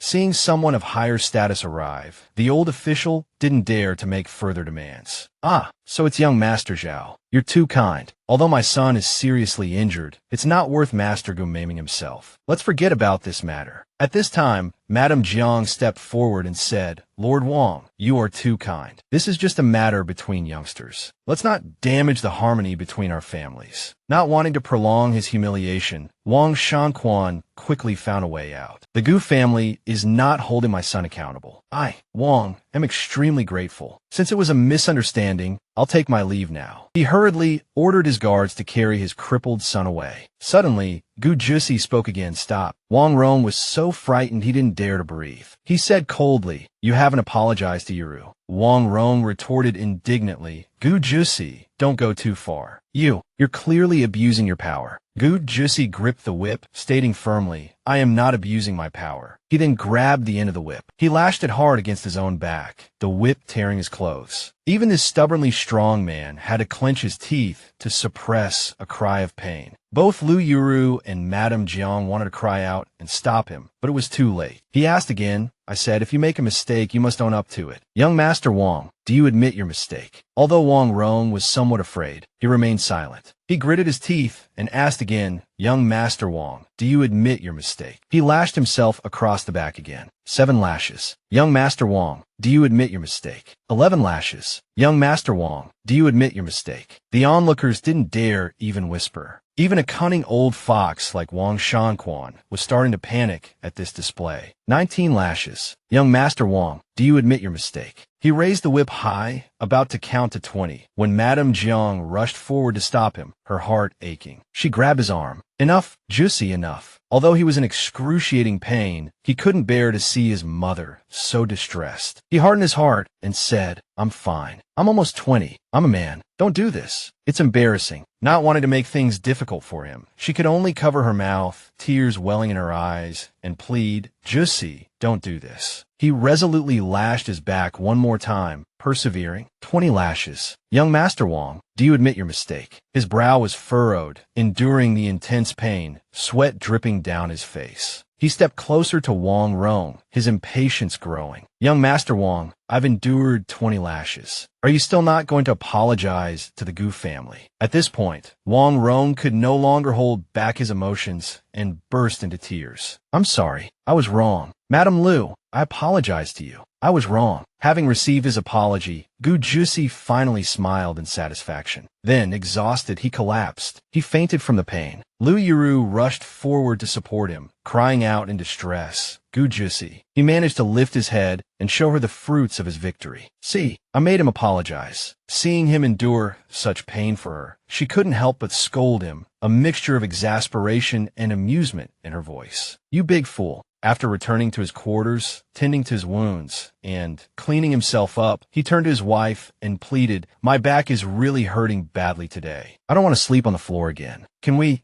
share the bed, please?" Lu Yuru readily agreed. "All right." Seeing that she wasn't being so strict with him, he was quite puzzled. "Why are you being so agreeable today? Are you captivated by me? Do you think I'm particularly handsome and incredibly charming?" At this moment, Lu Yuru could only sigh, unable to scold him as she usually did. "Goo Juicy, who taught you to praise yourself like this?" He remained oblivious, continuing his self-admiration. "It's all true. I've never told a lie in my life. She carefully wiped his handsome face, softly reminding him, actually, whether they apologize or not isn't important. You need to learn to be more tactful in the future. Don't be so blunt, or you'll bring trouble upon yourself. But he only responded with a question, are you happy? This question stunned her. Unsure how to respond, Goo Juicy nonchalantly pulled her hand to his cheek and continued to press her. Seeing Wong Rome scared out of his wits and forced to apologize to you, weren't you even a little bit happy? Afterward, he began to tell a story. Chun Shun was just like you when he was little. He wouldn't dare say a word when he was bullied. I know he used to feel very wronged, but it's all right now because he's my person.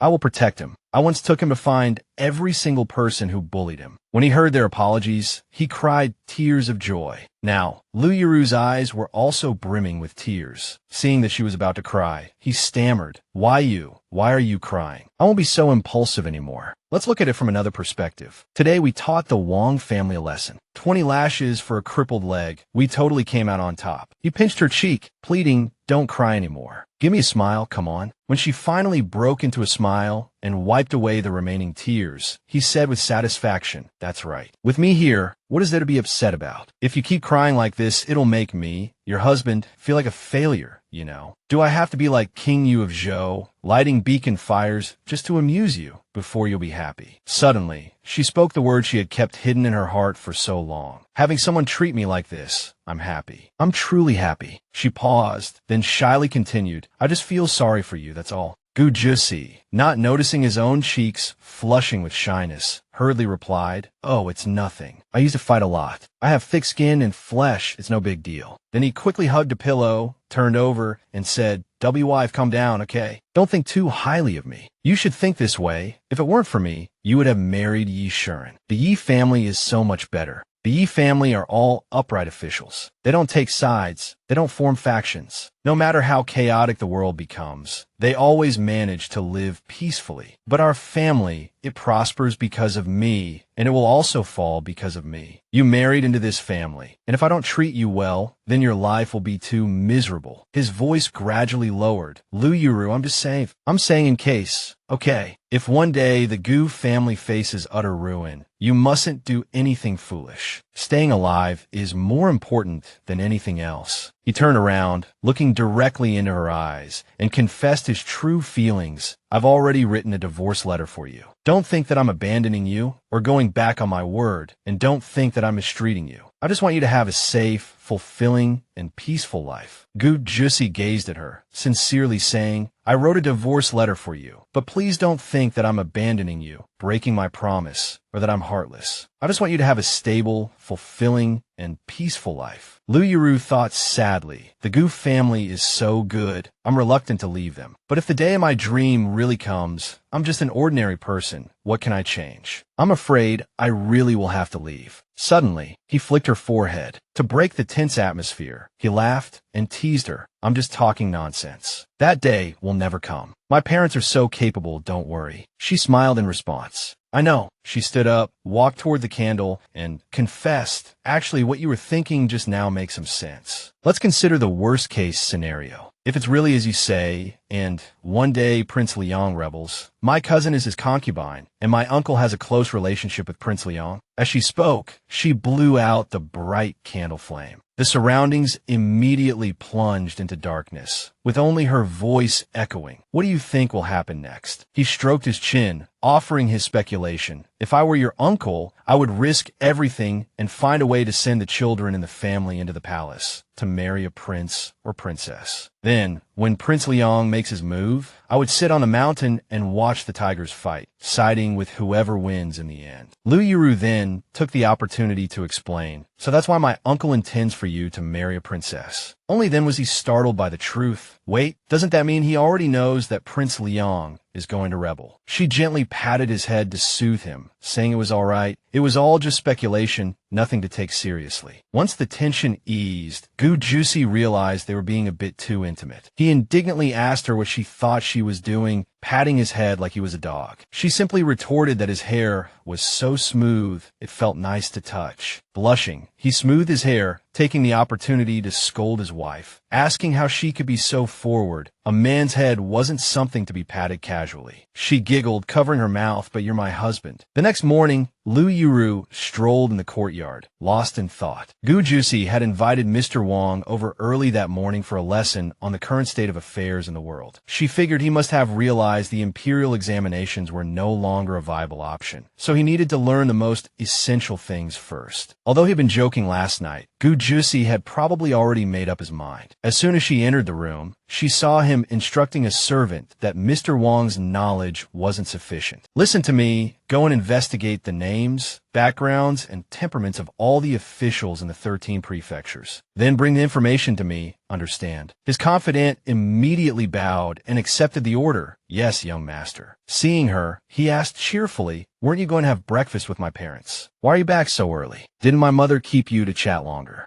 Yuru replied gently, my parents were worried about your injury, so they asked me to come back early to be with you. While pouring tea, she brought up the previous day's events. Father and mother were discussing how official Wong's actions were clearly directed at your uncle. We're not sure who's behind it, but the Goo family is still in Yangzhou, so they might be at risk. Father and mother plan to go to the 13 prefectures to scout things out, and then gradually transfer the family assets there. It will take 1 or 2 months at the earliest, and half a year at the latest. We need to prepare early. Goo Juicy took the teacup she offered and nodded.